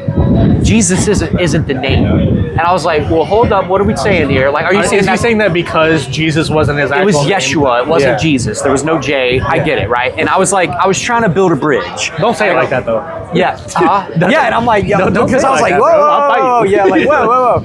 And, What do you think the Crusades were, nigga? So I'll beat your I ass. challenged him and I go like, yeah, but we're still talking about the same guy, right? Died on a cross, like God in human form. Like we're talking about the same guy, right? And he's like, I had to like pull it out of him. He's like, yeah. I'm like, all right, cool. Well, like I do understand, and I think there is merit to being like, hey, that wasn't the name he went by when he walked this earth, and that's a fair point. And the Bible is very clear that our words matter. Sure. And so it's Yes. weird. I've always had weird feelings about the name Jesus too. Like to say that name has power and like you're gonna go cast out demons in the name of Jesus and you got the name wrong. Well, Imagine Jesus looking down like, what the hell?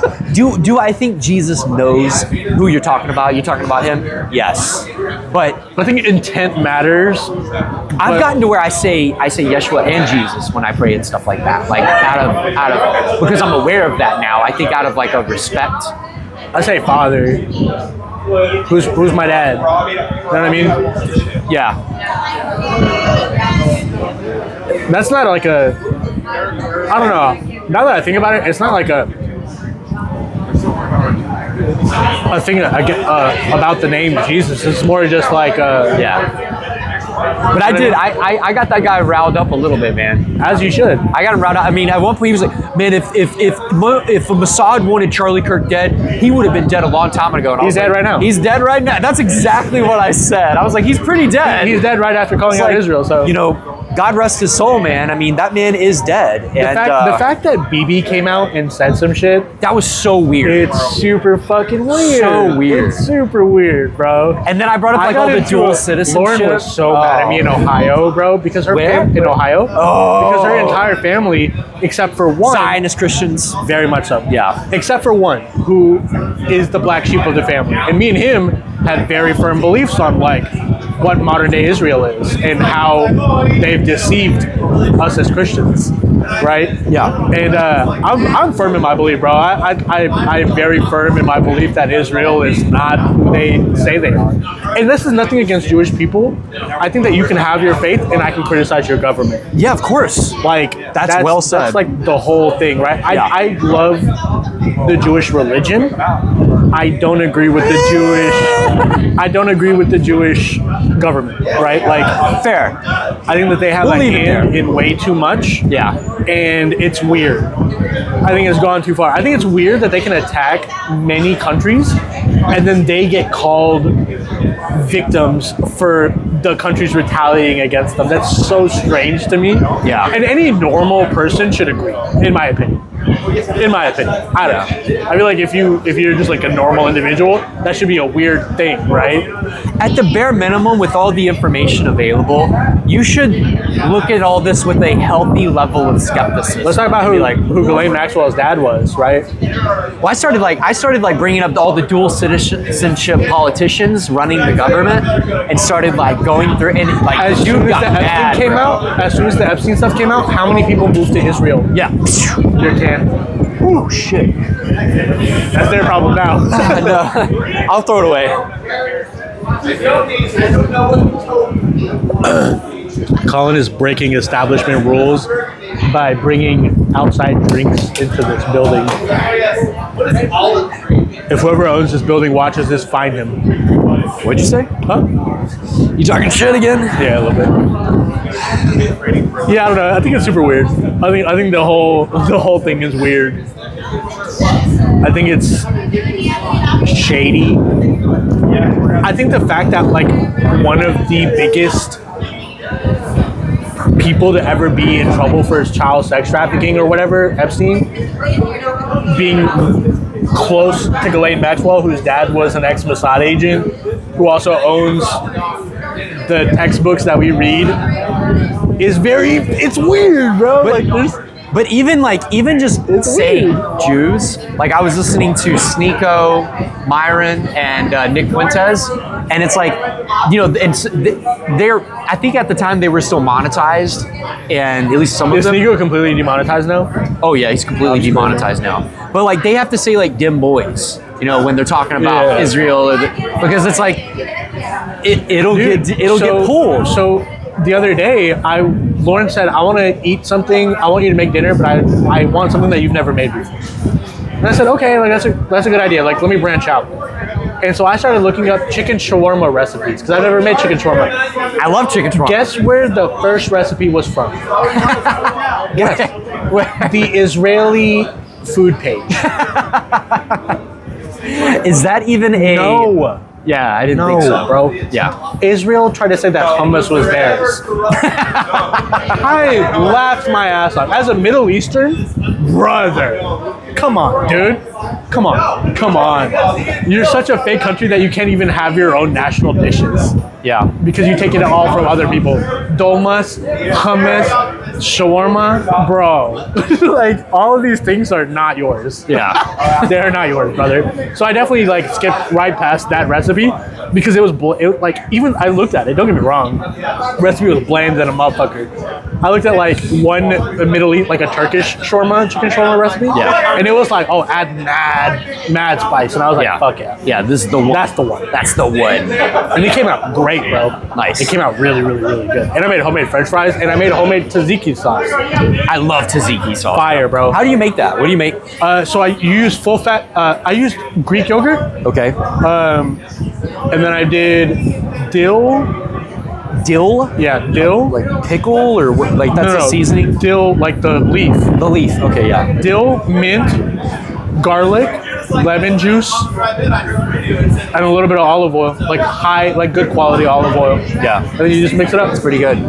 Did we ever go to that Mediterranean restaurant? Niche? We did go. Was it Niche? I think it was Niche, yeah. Yeah. They're good, man. Fire. Yeah, fire, right? Yeah. Yeah. Yeah, I made that the other day. That came out. That's probably like one of the best foods that I've made. Yeah. And I did it like less than traditional because I don't have like the proper like stove style to cook it. And so what I did was I put a pan, a sheet pan in the oven for about 15 minutes on a broil. Hit it with beef tallow, hit the chicken on it, put it in a single layer, then put it back in for a broil so it got that char. About 10, 15 minutes. It's good. Bro, 10 out of 10 fire. I made it with like fresh pita too. So good, bro. Nice. So good. That's awesome, man. Yeah, it came out fire. But yeah, like Israel was the very first one to pop up. Yeah. If you ever look up like, I don't know, there's like I can't remember the name of it. There was like some ship that was owned by the U.S. government and Israel sunk it. And if you ever look it up, I've heard of this. The first thing to come up is how to like, it'll be like how to find misinformation about Israel. It's like, boy, brother, the propaganda alone, the leaflets that they dropped in Palestine were like enough for me. You know what I mean? That was enough for me to be like, oh, okay, y'all are fucking weird. Y'all are weird. The blockade, that was weird. Yeah. The flotilla being taken by Israel, that was weird. Yeah. All that's very weird. Very weird. Like, and again, I mean, Don't kill me. I'm sorry. you can look at all this with a healthy level of skepticism, with no hate in your heart, and just go like, this is weird. Yeah, like, do I This is want weird. Hamas to behead people? No, right? Of course not. Of course not. Of course right? not. Of course not. Yeah. But do I think that like what's happening in Palestine is good? Like, no. No, I don't think we should be auctioning off war land for real estate developments. Like, I think that's really fucked up Yeah. to the few children who have died there. I need to research I want to research more of the mass immigration back after World War II of all the non-ethnic Jews. Because I've heard it described as basically and obviously I don't know if this is all true or not. I gotta like do my research, but you know, this is like just coming from like podcasts and stuff. But you know, that there was after World War II, there was this big exodus of non-ethnic Jews that went back into Palestine, and basically like, you know, were welcomed fairly warmly from what I've heard, and then they took that shit. Well, that's why it's an occupation and not colonization or whatever you would call it, I guess. Like, I don't know, man. I did a whole thing here. Let me see if I can find it. So, Lauren's brother-in-law, John, my brother-in-law, I got into a very deep conversation with Are they big like Israel supporters? her entire side of the family is. Yeah, I figured. Because that's what church teaches. Yeah, of course. Of course. And so I got into this really long conversation with Lauren's dad about it because we started talking about Israel, and I was like, oh, free Palestine. And he was like, oh, how could you say that as a Christian? And da, da, da. I'm like, oh, you're okay with like children dying as a Christian? That's cool. That's good to know. You know they killed Jesus, right? Yeah, right? And so I went through this whole conversation. And so John came up to me later that day and was like, hey, you happen to know a lot about like the Palestine-Israel conflict. Can you like inform me so that I'm aware? And Yeah. I'm like, yeah, for sure. So I made this whole thing. Oh yeah. Would you like Chat GPT this? No. Oh, you I did my research. you put all this together. Yeah. Jeez. Yeah, no, I went in. I feel very strongly about this. Well, yeah, because I had family displaced by this. Sure. You know what I mean? Like, Yeah. I think that there's always a middle ground, right? Like, no matter who you are as a person, there's a middle ground that can be found with people who disagree with you. Damn, that wind is bad. Sorry, y'all. Wind blew my damn phone over. All right, hang on. Let me get this back.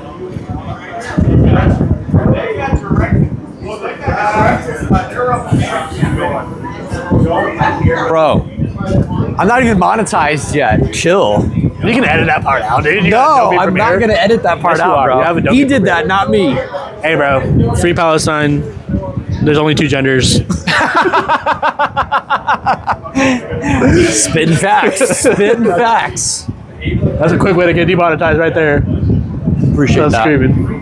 Hey, man, I'm putting it all out, but I'm just keeping it real, bro. Yeah, We're I keeping think it real. regardless of what side you are on, left or right, Israel or Palestine, fucking Russia or Ukraine, Yeah. I think that there's a middle ground.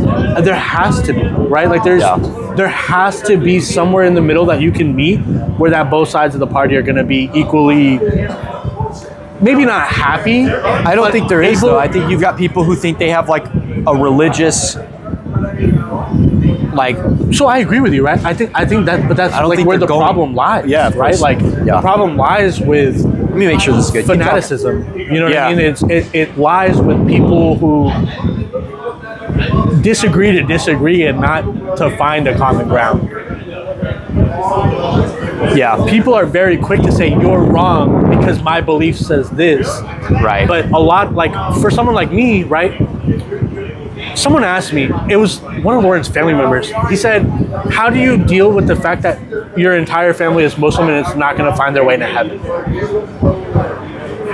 And I said, What a shitty thing to ask. and First so, off. so what I said was, you and I have a different viewpoint of what it is, right? I don't think that because I'm a Christian, I'm gonna get into heaven. I don't. And I know that the Bible probably disagrees with me, but also the Bible says to stone gay people, and that I should cut my dick skin off. Yeah, but the old law. I mean, the old law's dead. Sure. Like, I don't believe in all the, like, you can eat shellfish now. You can wear mixed clothing. You don't have to circumcise. Like, this is old law. Jesus superseded all of that. Sure. From his sacrifice. Regardless, I still don't agree with that, right? Like, this kind of goes back to like the whole uncontacted tribe thing. How is someone going to get into heaven if they've never heard about Jesus Christ? I just give God the benefit of the doubt that he knows people's hearts and right. But I do think that I guess my hope will be people will be afforded the chance to accept Jesus. And those people will accept, like, I wonder if, like, you know, it's like all the people who died pre-New Testament before Jesus' sacrifice, like most everyone went to hell, right? Like most everyone, according to it. You know, I think those are people. I would think, you know, and I don't know. I'm just spitballing here, but you know, it's like, what if those people are given the opportunity to accept Jesus On their deathbed? Well, I've thought about or it. even after death, Or even after, after right? death? Sure, during judgment, right? So one of the things that I thought about that led me to this conclusion was children, babies in general who die, right? Whether it's SIDS or if it's a car crash or if it's COVID or whatever. Which is caused by vaccines. I'm Sure. kidding. Whatever it is, right? Right. But a baby, a wee lad has no option and no brain power to choose where his faith lies or their faith lies, right? Yeah. So does that baby go to hell automatically because they didn't get baptized? Because because he didn't declare Jesus as his Lord and Savior? Does that baby go to hell? So in the Bible, it says, I knew you before you were born. I think we're a mixed being. We're physical beings and we're spiritual beings. And I think a part of us has existed before we were born, before we were physically born. And so I think, like, you know, even a baby has a mature soul in some extent that can grasp this kind of stuff and have relationship and fellowship with God and commune and talk about that stuff and work through it and be given the opportunity to accept Jesus' grace, man. I think so I agree with you, right? Like, to an extent, I definitely agree, but at the same time, I don't know. I'm like, this is all spitballing. Yeah, this is all spitballing. So, like, I agree, but at the same time, it's like, how can I believe in a forgiving God that doesn't forgive someone for believing in the wrong thing when we are given full free will, right? When we're given an option to choose. Yeah. I mean, I think there's a. Oh yeah. Hello? Hey. It's good. You okay? Just heads up, you're still on YouTube. Don't say anything crazy. No, you don't. I thought I texted you back right now.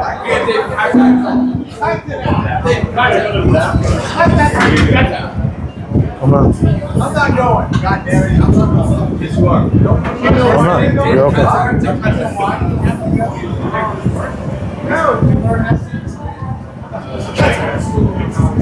One of my favorite is like that.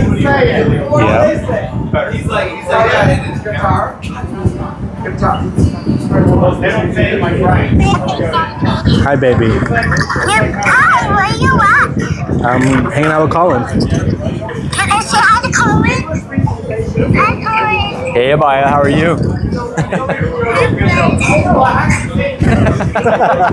The POV. Just running around. You're about to go to bed? Yes. Okay. I I love you very much. Don't forget to do your prayers with Mama. Little bit. Huh? Huh? Are you going to come in a little bit? Yeah, baby, but you're going to be in bed by the time I get home, okay? Okay. All right, do your prayers with Mama. Okay, I'll say that. Colin. You want to say night to Colin? Night, Abaya. Bye. I love you very much, baby. Listen to Mama, do your prayers, and go to sleep, okay? I love you very much. Night, night. I love you too. Baby, I'm gonna go. Okay, sweet dreams, baby. Oh. It's on the bottom now. The red X.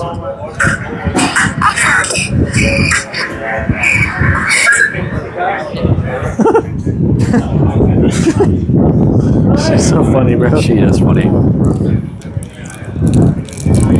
I have a good kid, man. I definitely got blessed, bro. Like, Yeah. I definitely got blessed.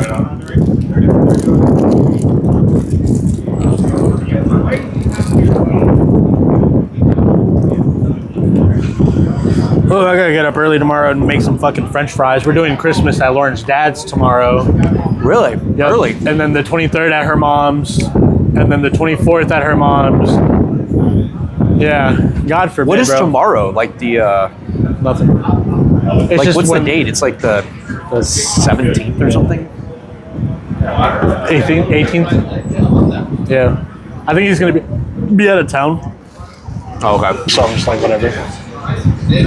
Trying to split this shit has been so fucking annoying. Because it was already hard to split in between like my people and hers, and now it's like splitting between two of them. Two groups of her. Yeah. And then they're just fighting over who gets what time. And Yeah.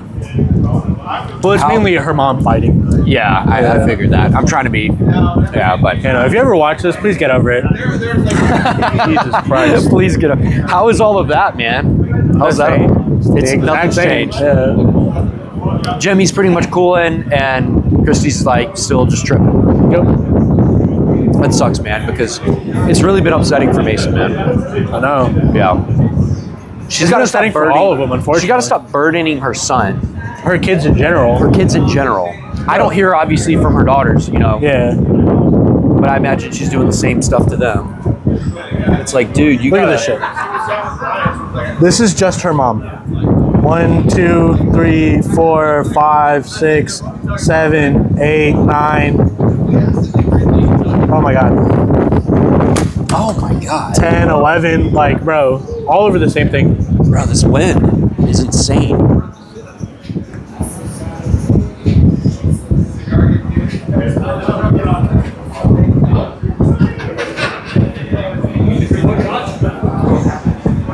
Man, my phone is just like smacking the ground. Oh, bro. Did I lose my other cigar? I thought it was bigger than this. I think my cigar got blown fucking away. Did you go buy another one? Yeah, I got a third one. That's cool. Are you gonna wrap up soon or? Yeah, I'll probably do this last beer and then head out of here. All right.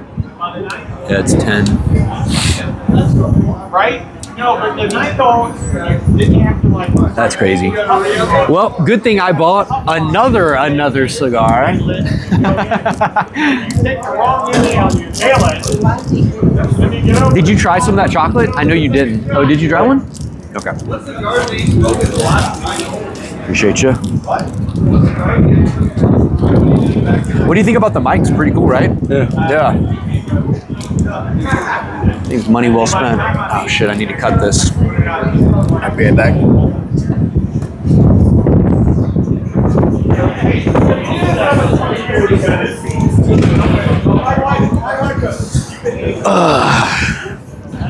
If these people ruin this video, I swear, I'm gonna be super upset. God forbid I have my own space in this world. Got people encroaching on my shit. I hope this video is deep enough for it to find them. Oh, bro. How's the working out? Doing any kind of fitness stuff? Not so much recently because I hurt myself. Oh, the ankle? Yeah. But yeah, I was working out daily, and then skateboarding on top. Now I'm just lifting here and there, and mainly just doing like stretches and ankle exercises to like regain that strength of my ankle. Yeah. Because like, I don't know, I can like it bends fine, but when I'm like doing flip tricks on my skateboard, your feet move like it's like this, right? Like your foot's like this going like across the skateboard.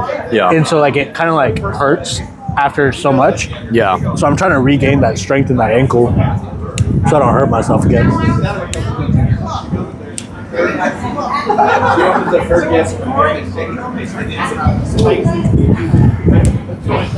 I'm about to just go get this fucking beer because the beer's taking way too fucking long. All right.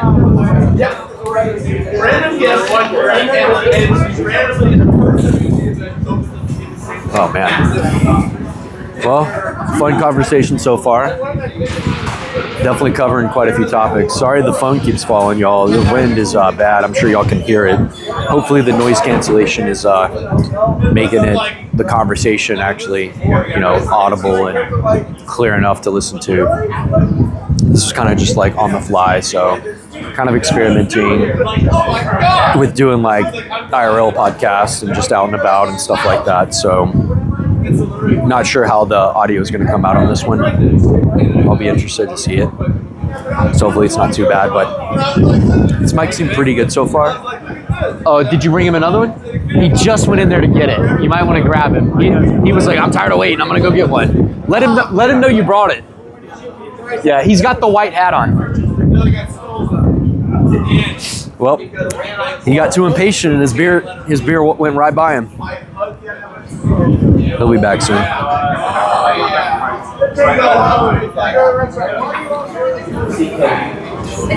But yeah, definitely. Okay, can I get my tattoo?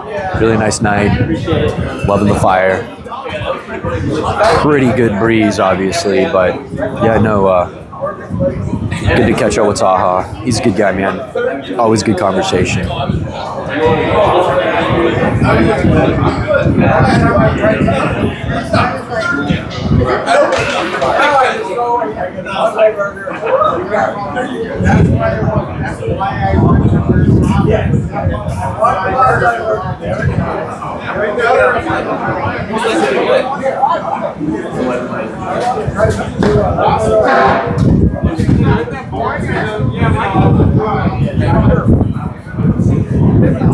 Thank you. Yeah, you too.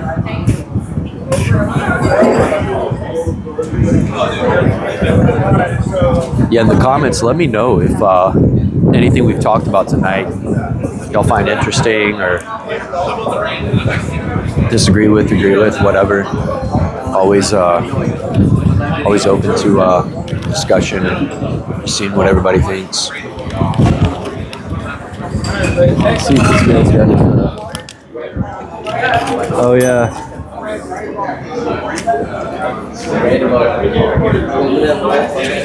I think he figured out that he's probably tapping out. I think he figured out his beer made it.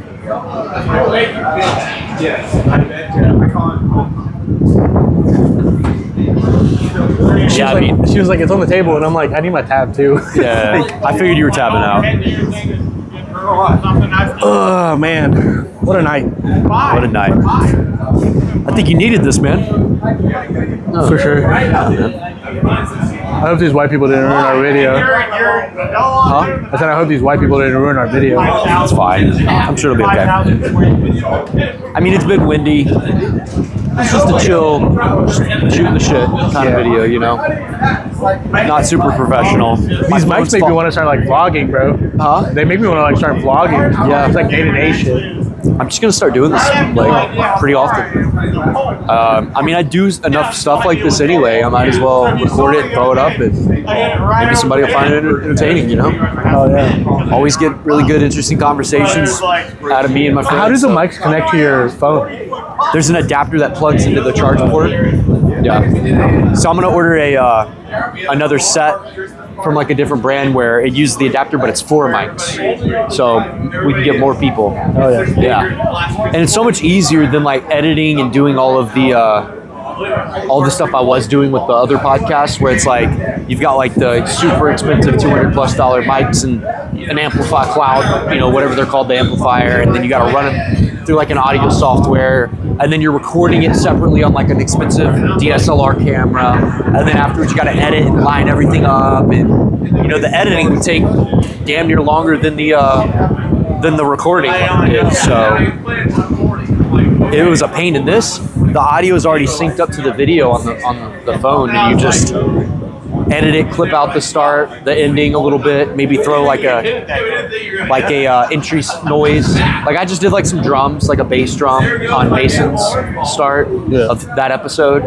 And Is that one up? Yeah, that one's up. Well, I mean, it was uploading when we started, so I don't know if it's finished uploading yet or not. I'm gonna watch that motherfucker tonight. Yeah, I mean, my poor phone, it's like uploading a giant video to YouTube right now. Are you doing it through your phone? All through my phone. Why? Because that's what I'm recording it on. Are you not transferring the data to your PC? I'm just uploading it straight to YouTube from the phone. Oh, you're not doing like any editing? I'm editing with like CapCut. Yeah. Not CapCut. Yeah, CapCut. Holy shit. And then like with my phone software as well. And but the thing is like what I wanted to do is I was talking to Joseph about this today. I was telling him about it because I'm gonna do one with him.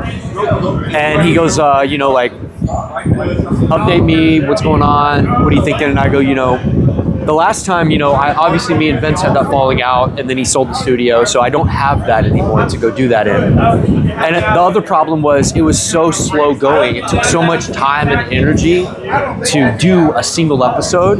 You know, this go around, what I wanted to do is make it as easy as possible. And, you know, so I did a bunch of research. That's how I decided on these mics. I'll probably eventually get much better than this, but these are pretty decent.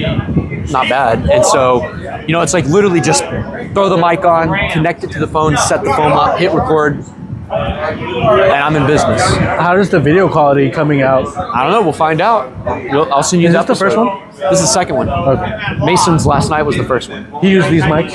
Yeah, we used this mic. And the audio sounded really good. Now, we were on my balcony, and it was not windy, and we did not have 35 white people? Yeah. Surrounding us, so it was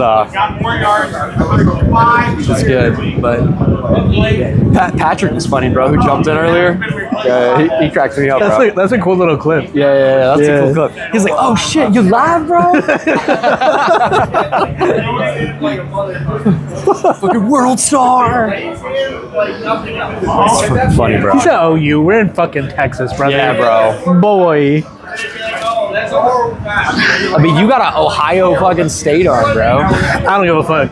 If it's in between OU and Texas, it's gonna be OU. Or I mean, it's gonna be Texas.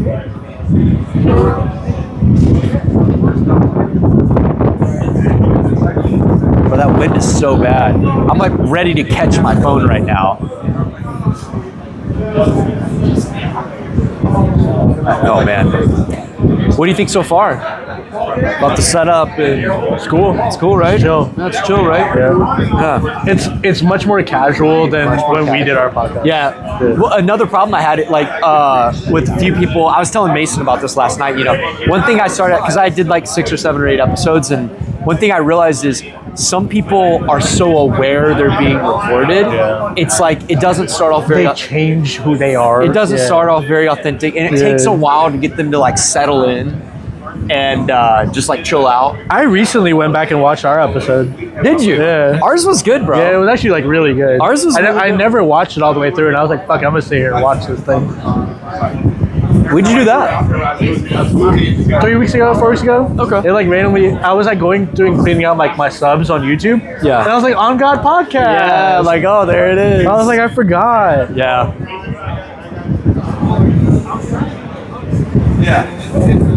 I didn't even tell Lauren we were recording today. She just called. She's like, "What are y'all doing?" I'm like, "We're just talking." Having a good I'll just time. send it to you on a group text. Yeah. She's gonna be like, oh, this is what you're doing. Shout out my wife, Yeah, shout out. ever loving, puts up with my bullshit Yeah. daily. Takes a strong woman to do that. Damn.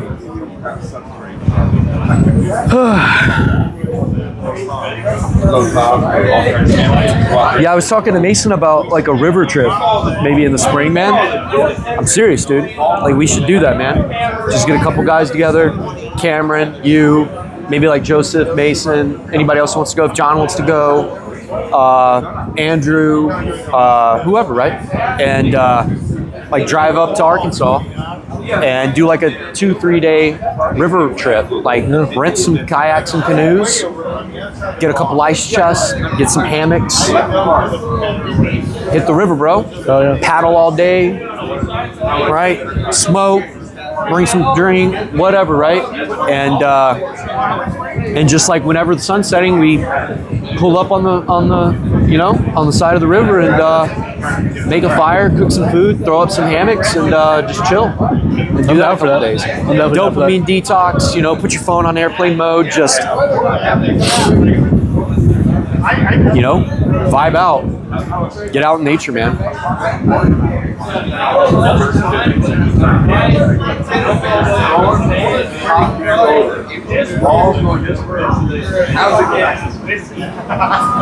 It's just so hard to get everybody together these days. Yeah. Scheduling is definitely tough when half of them are parents, half of y'all are single. It's like, damn. That's life, though. Yep. That's life. How's Andrew doing with old girl? They're good, bro. Doing good? Yeah. Yeah, they're good. She's cool as fuck. I ain't gonna lie. But of all the girls he's ever brought around, she's definitely the coolest. What do you think was up? Like, I just assumed maybe something was wrong with all the weight gain. Like, I was like, man, are you stressed or something, dude? Like, what's up? No, she just feeds the fuck. She cooks. Oh, she's lot. fattening him up. Yeah. Why's she fattening him up? He's in Waco right now for work, and she like sent him back to his hotel with like a week's worth of enchiladas and tamales. That's awesome. Yeah, I was like, you're Mexican as fuck, but that's what's up. Yeah, that's like, what's feed up. my boy. Hell yeah. Yeah. Hell yeah. Cook for him. Do his laundry. Feed him a little less. A little less. Yeah. A little less. Get him out. Yeah. Work out. Take him baby. for a walk or yeah, something. Jesus. Leash that nigga. Like, damn, boy, he's thick.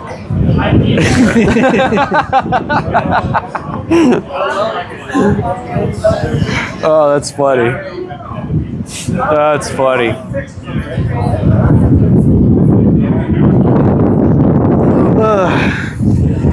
I've only gained like 8 pounds. Andrew's like, yeah, you're getting thick too.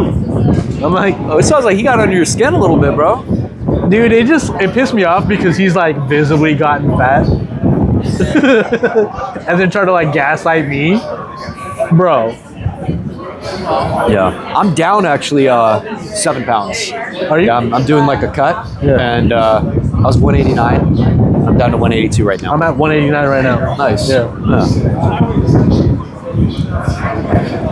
Yeah, my goal is to probably get to like 175.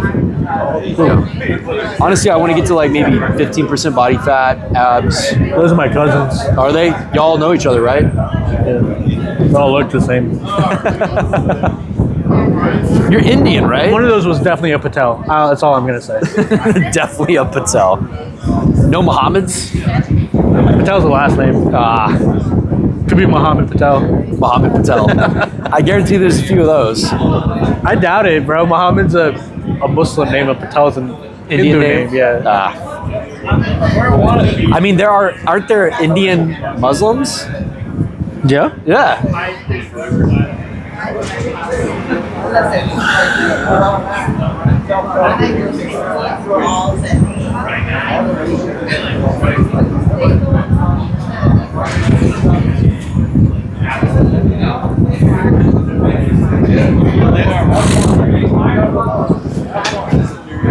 Get off your phone, nerd. My wife texted me. Oh. Yeah, you wouldn't know what that's like. Oh, whoa, what a shot. What a blow. Oh, man, because I hear it's always great. Nothing's always great. Nothing is always Especially great. marriage. Just kidding. Please don't ever. I'm definitely sending this video to Lauren. She's going to laugh. She's going to be like, I have to put up with your bullshit. I'm like, I know. That's why it's not perfect. What's difficult about putting up with you? How are you difficult? I think since I'm not empathetic, it's hard for me. Are you not empathetic, Taha? I think you're fairly empathetic. You think I'm empathetic? I think you are. You should tell my wife. I think you're just a dude. You're a guy. Like, as far as guys go, you care, bro. What are you talking about? You have a heart. Like, I know actual monsters, bro. Who are not fucking who are not monster. empathetic. Jesus But there are actual, like, psychopaths out there, bro. Like, you're a pretty decent, I think it's hard to guy. put up with me because I joke through my pain. So if You're a I'm dude. hurting, You're I'm a going to make a dude. joke. Yes. I think it's difficult to put up with me because I'm kind of an asshole. And you can't detest that. I'm a little bit rude sometimes. Everyone loves an asshole. Everyone likes to eat asshole. Yikes. You don't eat ass, bro? Not really, bro. You've never eaten ass? No, I've never eaten. We can say we're an engineering company. Not even once. Get married. Yo. That's crazy. All right, you have to eat this last one, and I'm gonna eat this one. I budgeted these calories, so I'm eating it. I'm screaming. I count. I have like a macro tracking app that I put all my food in. Are you paying for it?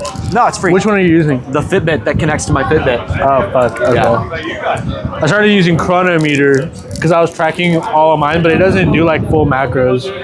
It just does like the basics kind of, and like that's cool. But like I want to know like the full intent of what I'm eating. Mine breaks down your carb ratio, your protein, your fats, so I can like play Mine's with like that. protein, fat, and sugar.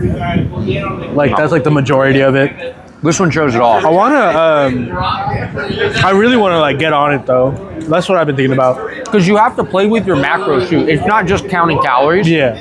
You have to go like, all right, I'm trying to hit 40% carbs, 40% protein, 20% fat, or whatever, right? And you play around. Like I recently, How much protein are you having every day? between 100 and, I mean, on the low end, sometimes I don't hit my protein. I'll hit like 150 grams. And on the high end, like 180, 190. I read something that was like you should eat like especially if you're doing like a meat-based diet that you should have 1 gram per body per pound of body weight. Yeah. So I've been aiming towards like about 185 grams of protein per day. If you're working out, yes.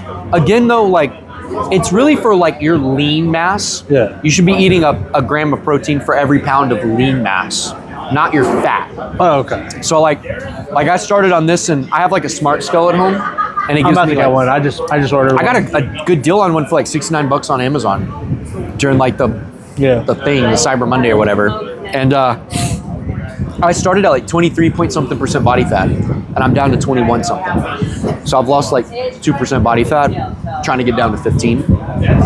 And recently I plateaued. I hit 180. I've been like bouncing off 182 pounds for like 2 weeks now. And then my workouts went to shit. I was like very fatigued, and I was eating about 1,900 to 2,200 calories a day.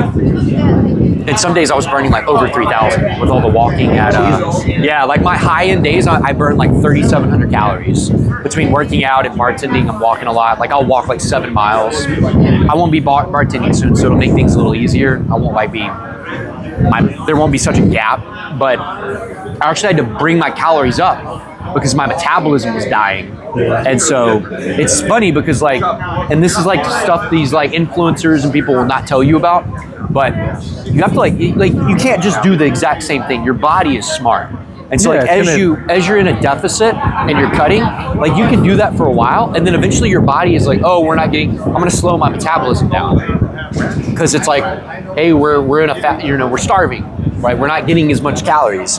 And if your metabolism slows down, like that'll just screw you. So now what I'm doing is I'm upping my calories again, but I'm increasing my cardio. So I'm gonna try to pick my metabolism back up.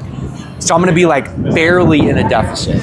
Like I'll probably be like 200 calorie deficit a day, not much at all.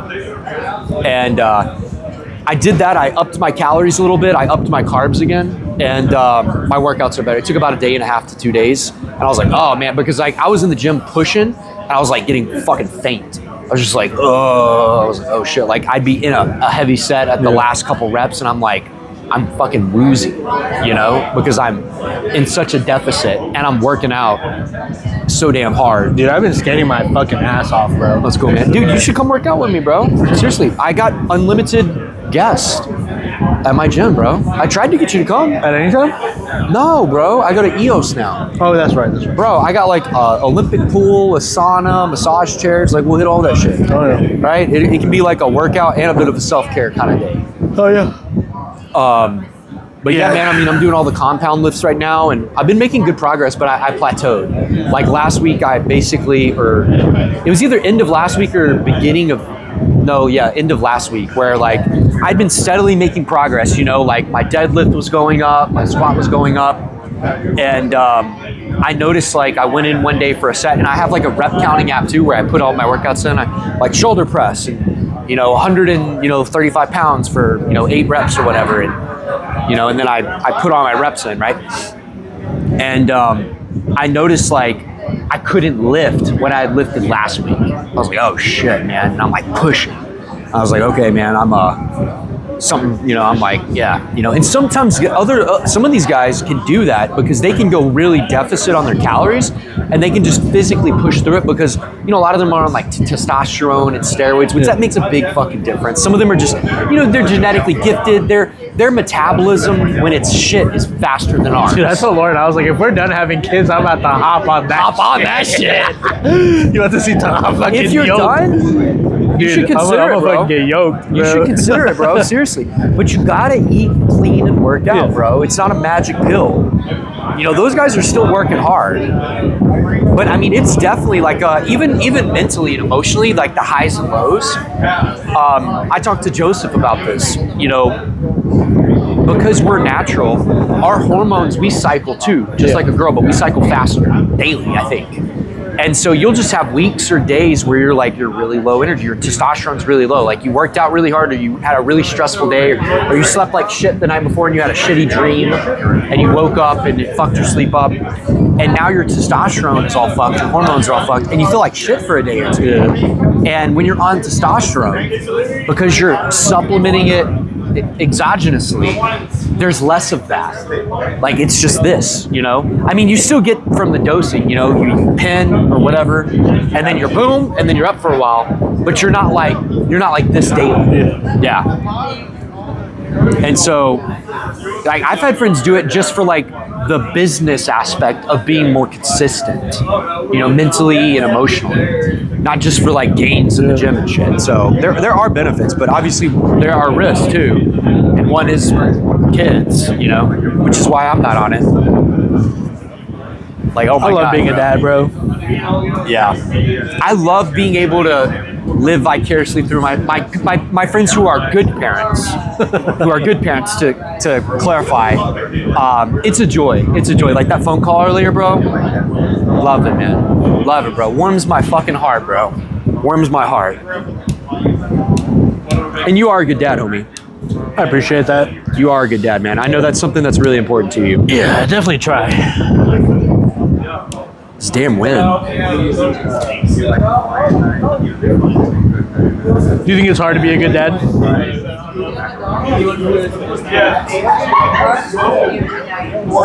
Yeah. Yeah, I do. But it's worth it. I think if parenting is easy, you're probably not doing it right. I think long run, it's harder to be a bad dad. Like, you know, I can hear it in my dad's voice when I talk to him, and I'm sure you can too. There's. I really don't know, dude. I think about not. that a lot. I think about that a lot. Like tone, body language, like all of those things. I think about that a lot, bro. And like I just don't see it with my dad. I just don't. I don't see the remorse. I think it's there. I think it's just buried deep. I think I hear it sometimes hear when it he says like sometimes. certain phrases, like Yeah. But he says like gaslighting phrases, right? Like I don't know where I went wrong. Like where did I go wrong with y'all? Yeah. Like, oh, it's us, right? Like it's not you, it's us. But that's a cope. That's coping. Yeah. You know, it's like people are trying to blame other people. They're trying to, you know, it's like a knife to the back. It's shitty to say stuff like that. And deep down, he's hurting the most. I guarantee you that. Deep down, he's hurting the most, man. And you know, It's just weird when I like, because my kid's at that age where she's starting to ask questions, right? Where's your mom? Where's your dad? What are their names? What do they look like? And like, what do I say, right? Like, I think you tell her the truth, man. I don't really believe in the baby talk shit. I think she's too young to understand the truth. Well, maybe you don't tell her the whole detailed story, right? But You know how I love you? My dad didn't do that. well, yeah, you don't have to have that conversation yet. One day she's gonna be more than capable of having that, but you know, you don't have to. I don't think you necessarily have to just like avoid it entirely either. I don't. I know you don't. Yeah. She knows what, like, I have a picture of my dad up in my crib. I have a picture of my mom in my wallet. I always carry a picture of my mom around. Yeah, I mean, I think just something like, well, you know, my relationship with my dad is very complicated, and my mom's no longer around, and that's why I love you so much, and that's why I care so much about our relationship, and I'm so proud of you, and I want to be a good dad for you because It's gonna be I so didn't nice to be able to have, like, to say that one day. yeah. Like, damn, she's 3. She's like, huh? Yeah, she'll probably be like, huh? Yeah, she'll be like, huh right now. But What does that mean? She'll remember, and later on, she'll go, oh, I get it now. Yeah. I get it now. You know? I tell her all the time, like, she'll say things like, I wanna be like you when I grow up. And I'm like, no, baby, like I want you to be way better than me. No, that's okay that she wants to be like her dad. No, Like, I agree. You Like, should I be her think it's damn hero, nice. bro. Yeah, like, you it's should be her nice. damn hero. But I still like tell her, I'm like, you need to be better than me. Like whatever I did, you need to do twice as much. Yeah. Like be better. Yeah, you be know? better. That's fair. You're gonna be even better than me. Yeah. You're gonna be even better than me. Yeah. Because she sees you as Superman right now, bro. I know. You're fucking Superman. And that's the way things should be, man. I know. I picked up our coffee table the other day to like vacuum the rug, and she's like, "You're so strong," and I'm like, "Oh, don't ever let go of this childlike mentality." Just basking in this moment. I know. I was like, "Fuck." You might as well have picked up the world Yeah. in that moment, bro. Yeah. Like the look of awe on her face. I was like, "Oh, I look forward to that, man. I hope I get to have that experience. I love being a dad. I really do. Yeah. This is the best thing I ever did." Yeah, man. I don't know if being a dad is even in the cards for me or not. We'll see. We'll see. I hope so.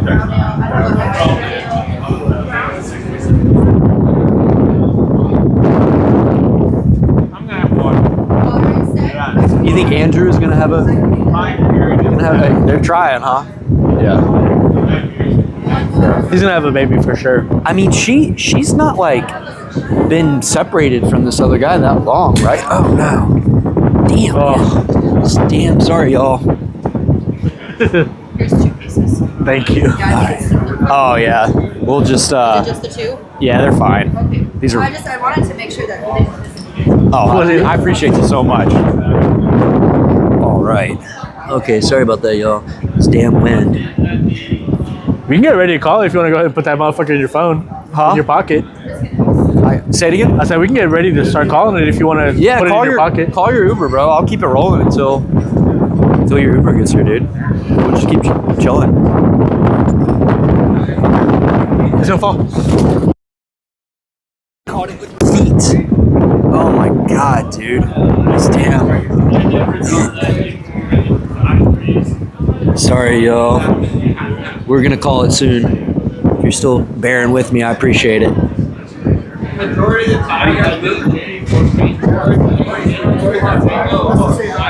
I'm gonna have to order a much better tripod. That is what I have learned from this episode.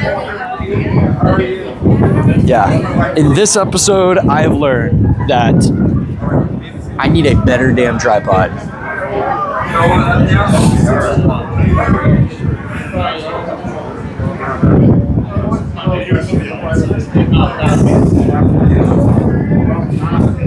You got anything else, bro?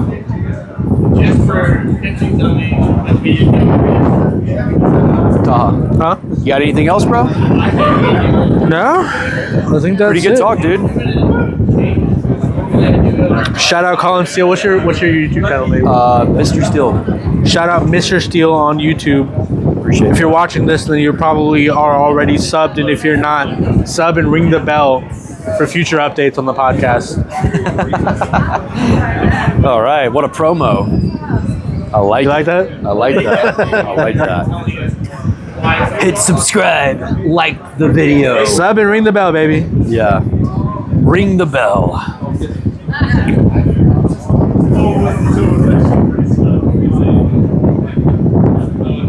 Yeah, I'm hanging out with Joseph and Joe tomorrow. We're gonna get a cigar around 2 in downtown, and then afterwards I got a birthday party I'm going to at the Drover Stockyards for one of the guys in the Mids group. It's his girlfriend's birthday, so we're gonna go hang out there. Hell yeah. That's cool. Yeah, it's cool, man. Get to see some. Tell him I peeps. said what's up. I will, man. Yeah. I'm gonna Definitely talk to Joe. Give Joe my love. Oh, I I meant will. to reach out to him when everything happened, but I don't really know, like, He's you know been what I'm down, saying? man. Yeah, like, I don't know if I Joseph should, called if me I today and shouldn't. was like, "Man, we need to hang out. I'm a little worried about him. Like, he's I might dead." just text that man, dude. I've been thinking about him a lot since Marlene passed. Like, Have you ever reached out to him, or you should, man? You go, "Hey, Colin told me what's happened, man. I'm so sorry, dude." Yeah. However you want to say it. You know. He's been on my heart. I've been praying for him, like, every night whenever I do, like, my nightly prayers. I've always prayed for him because I'm like, I can't imagine losing my wife, bro. Like, out of all the people in my life to lose, she's one that I cannot imagine losing. Yeah. I can't imagine, man. If you're free tomorrow, you're welcome to join, dude. I know you gotta. I ain't free tomorrow. Yeah. I know Lauren works in the morning, and then I gotta prep food and shit because I gotta cook and then take food over there. Oh, that's right. Y'all got the Christmas dinner thing. I got Lauren's dad a smoker set for Oh, nice. Christmas, yeah. Nice. And then I got his girl Houston Texans pipe. She Oh, smokes that's weed. funny. Yeah. So I was like, she's from Houston. So I was like, she's from Houston. Yeah, she's Dirty She's Houston. a Texans fan. Dirty Houston. So I got her a Texans pipe, and then I got him an old fashioned smoker kit. Nice. Because he's been having old fashions a lot. Oh, okay. Boy, I roasted the fuck out of this man. I went to his, like, I'm a brother. I run restaurants. I run bars. I've been a bartender, like server, my entire I make a life. mean old fashioned. Dude, this man was putting so much simple syrup in his old fashions. Oh, dude. To a point where I was like, I just like looked up and Lauren was like, Like 1 ounce, bro. 1 ounce. dude, more. It's a lot. Like he was doing like a full like double shot glass worth of simple syrup. Yo. I was like, you sweet bitch. Like, That's crazy. what the fuck? Like, God, no.